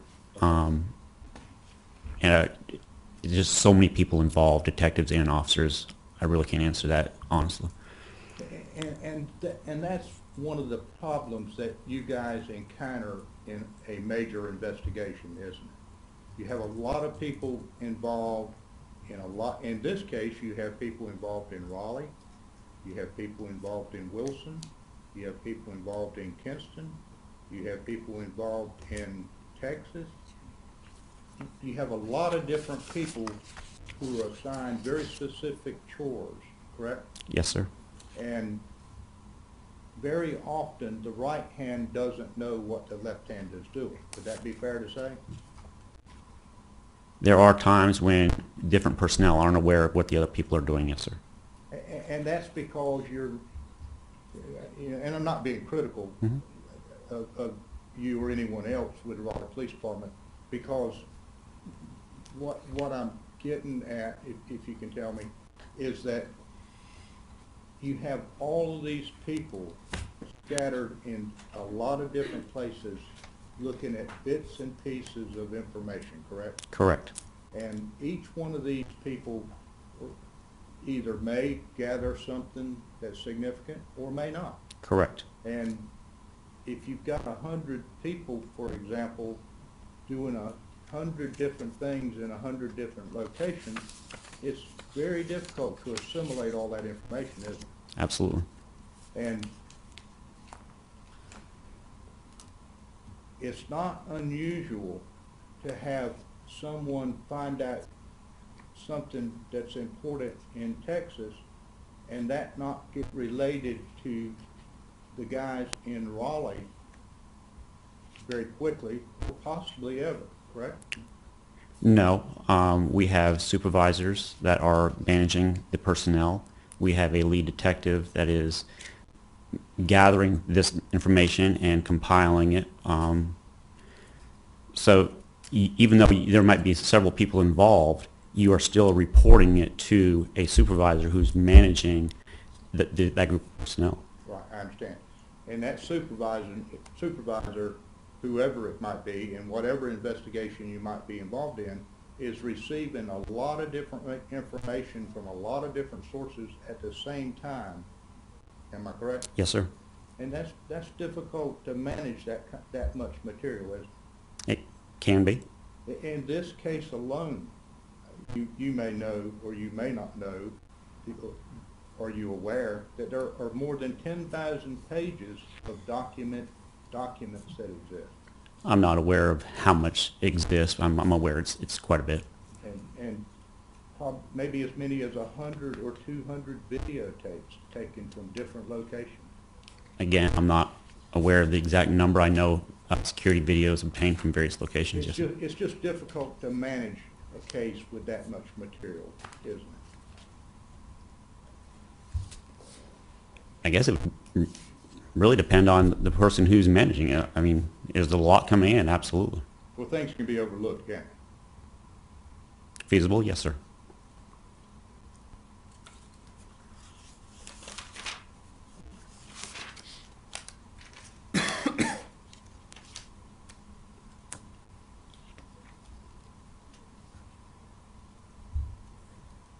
When you went to Kinston,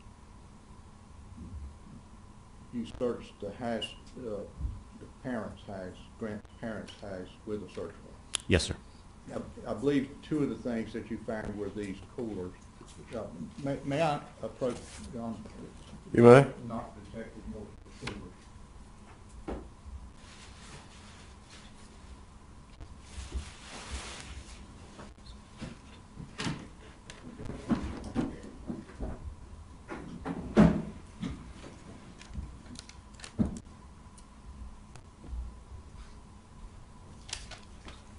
Detective Morse, I've rolled them, the two coolers around where I think you can see them. Maybe you have to lean forward to look over the rail. Both of those coolers have wheels on them, don't they? Yes, sir. and they have handles on them, don't they? Yes, sir. Now, the purpose that a cooler company puts wheels and handles on a cooler, it makes it easy for one person to move whatever is in that cooler, doesn't it? Correct. In other words, you don't have to have one person lifting one end and one lifting the other end. Right. You just lift the handle and you roll it just like we roll luggage through the airport. Correct.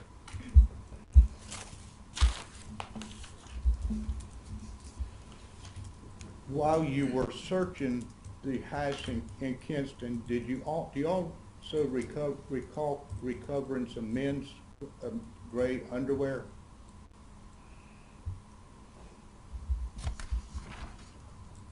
I believe if you look at Exhibit 386, you may see what I'm talking about, or 387 maybe.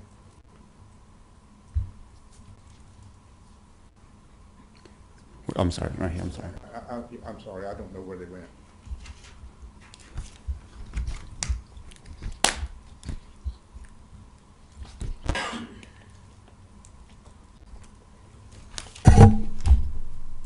I don't recall recovering underwear. May I approach with John? All right.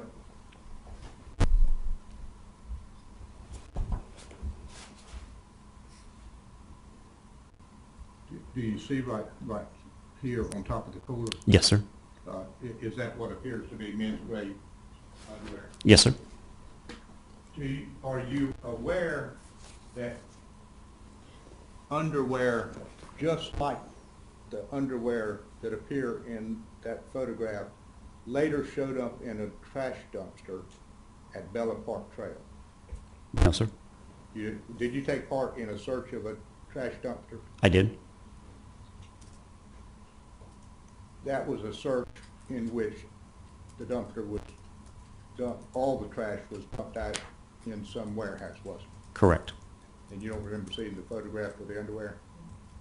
I see it in that Kinston House photograph. Yes. You recall seeing it either in a photograph taken of the trash in the dumpster or in the dumpster itself? No, sir. Okay.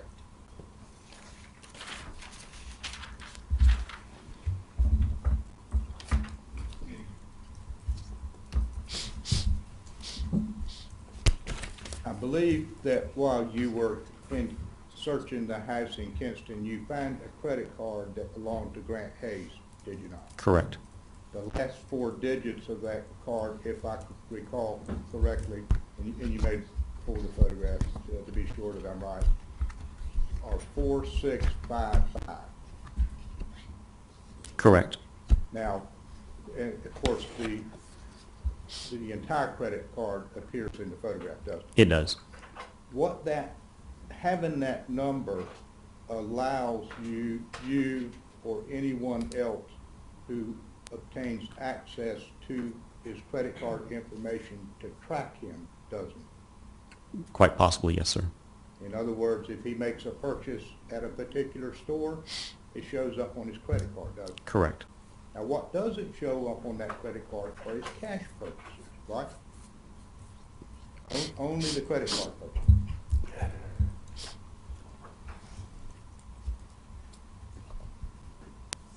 I would think that all your transactions would show up. Well, not if you pay cash. Oh, not to pay cash. I'm sorry. I thought you meant, okay. No, Yeah. no, I'm thinking about cash advance, yes. I may not have been clear. But if you charge anything to your credit card, you can be tracked using that credit card number. Correct.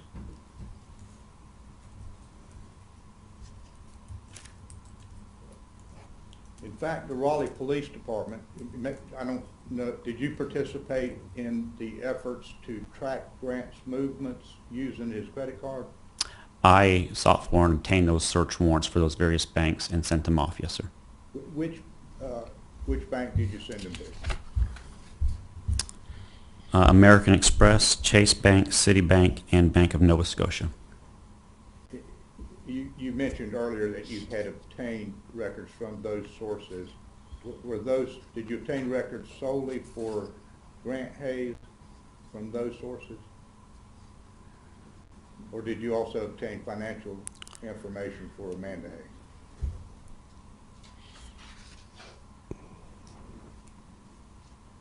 Also of Amanda Hayes, yes.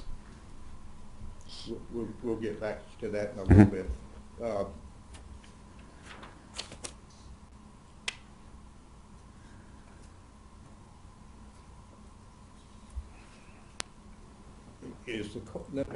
Let me ask you, when I was calling that card a credit card, is it actually a debit card? It's a debit card, yes, sir. Which, the way a debit card works, and probably everybody here knows, that you have a bank account and you're able to charge things on your bank account using your debit card. Correct. It withdraws from your balance in your local checking account. It's the new electronic way of charging things without writing a check, isn't it? Correct.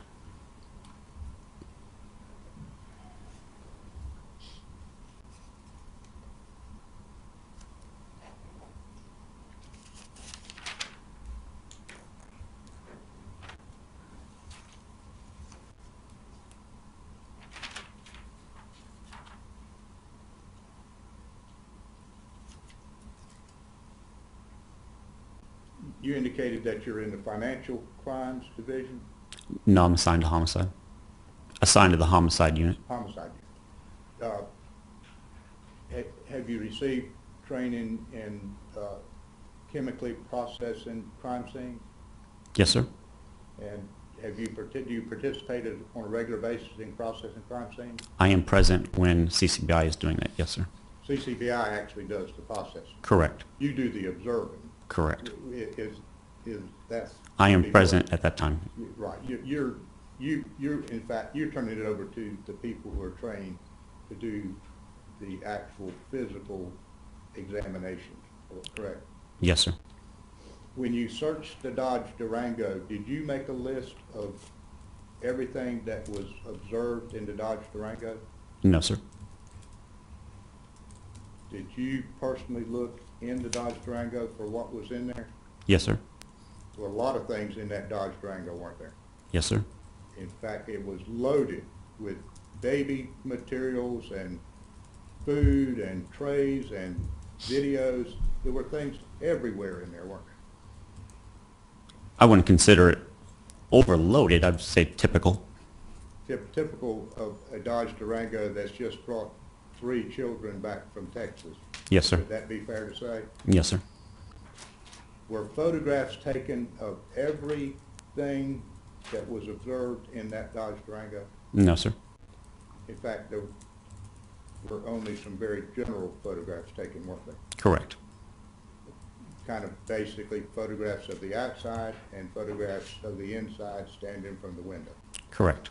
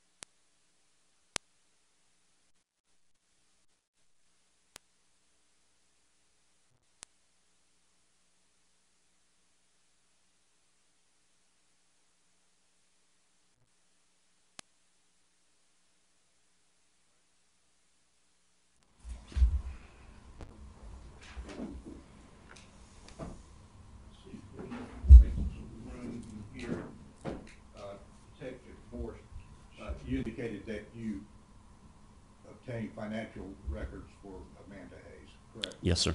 Let me ask you, if you will, to go through exhibits 10 or 9 through 16 and ask you if you recognize those financial records. These are defense exhibits 9 through 16. Exhibits 9 through 16. All right, thank you.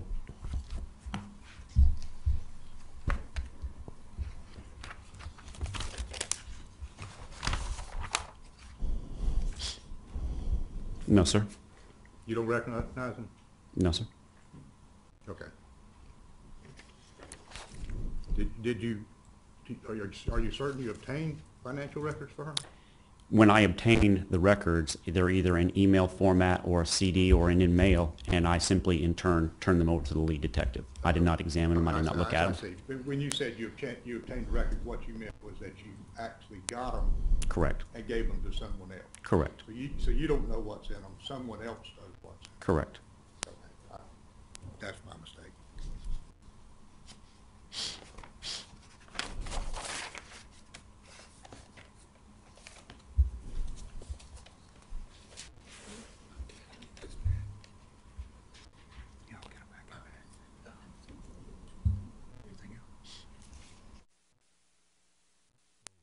Briefly.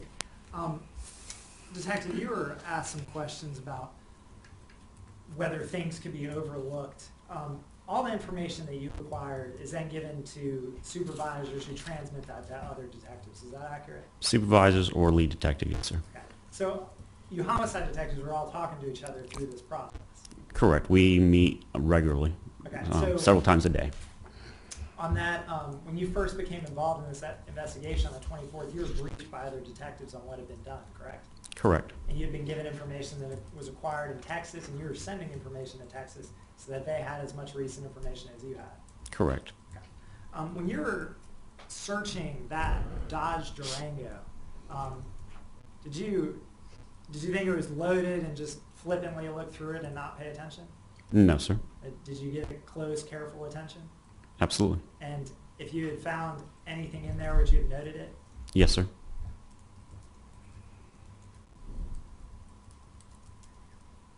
Nothing further. All right. Detective Morris, did you participate in the third search or the 3 searches of the apartment at Miller Park Trail? I know there were several searches done. The one that I assisted with was the one that occurred on July 25th at 7:05 p.m. And on that day, there was contained in a stack of papers on the counter a manual for a reciprocating skill saw, wasn't it? I'm aware of that. I'm just not sure if it was seized on that day when I was there. It wasn't found at all on that day, was it? I'm not familiar enough with that. Are you aware that it was Shay Elmer who directed the Raleigh Police Department to that document more than a week later? No, sir. You don't know how it was found or how it was missed? Okay. No, sir. Thank you, sir. That's all I got. All right. Detective, when you were doing that search, at that point, Laura's body had her torso had just been found, and y'all had no idea that a skill saw was involved in this murder, did you? On that date, I'm assisting with that search is on July 25th at 7 o'clock in the evening. Body parts are being found on July 26th at 8:30 in the morning. I'm aware of it the next morning. The Right. head was found, correct? Correct. And so at that point, Shay hadn't provided you any notice of a saw. You had no idea that these defendants had used a saw. Isn't that accurate? I was not aware of that. Nothing further. And you also had no information that there was a manual for a reciprocating skill saw in that apartment, whether it had anything to do with anything or not, correct? Like I said, I'm not aware of that manual, how it came to be, how it was found, when it was found. If you were there, you didn't find it, correct? I did not find a manual, no, sir. Thank you, sir. That's all. All right. Everybody through? All right. Thank you, officer. You can stand down. Did we finish your last witness? Yes, sir. Okay, that about it for today? Yes, sir. All right, folks, thank you. Was trying to get there without having to take a break. When we take a break, we kind of, lose a little time here. Sometimes we get kind of lost.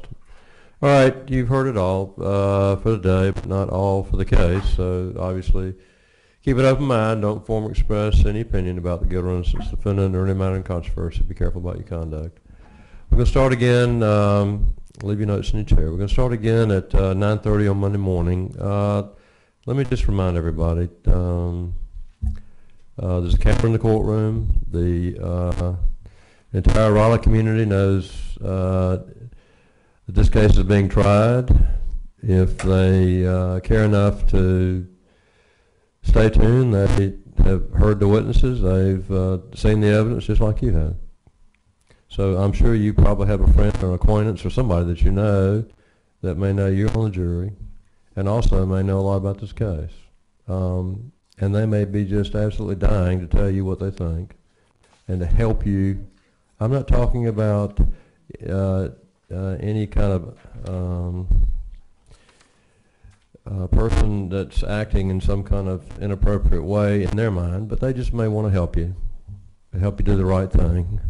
So y'all just need to be really careful that you don't let anybody express any kind of opinion to you about the case. Don't let anybody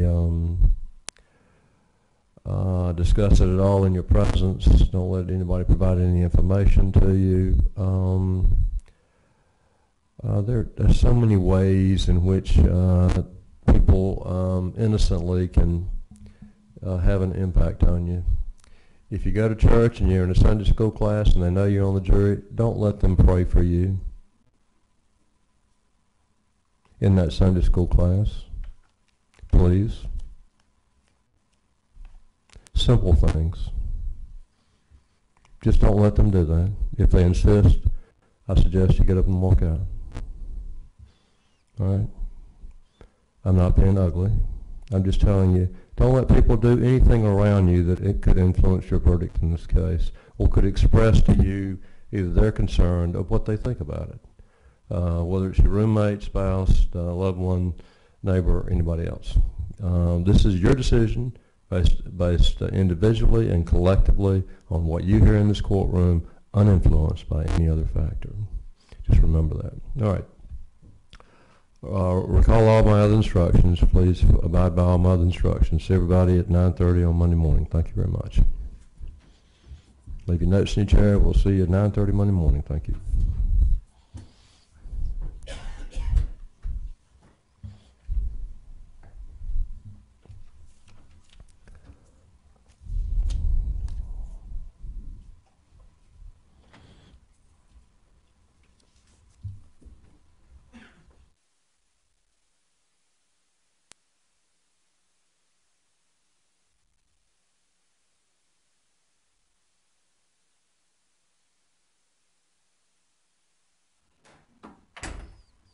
All right, the jury is absent. And folks, I use that example because that has occurred in cases tried in this courthouse. So jurors have to be really careful in all aspects of their life not to let anything like that happen to influence their verdict.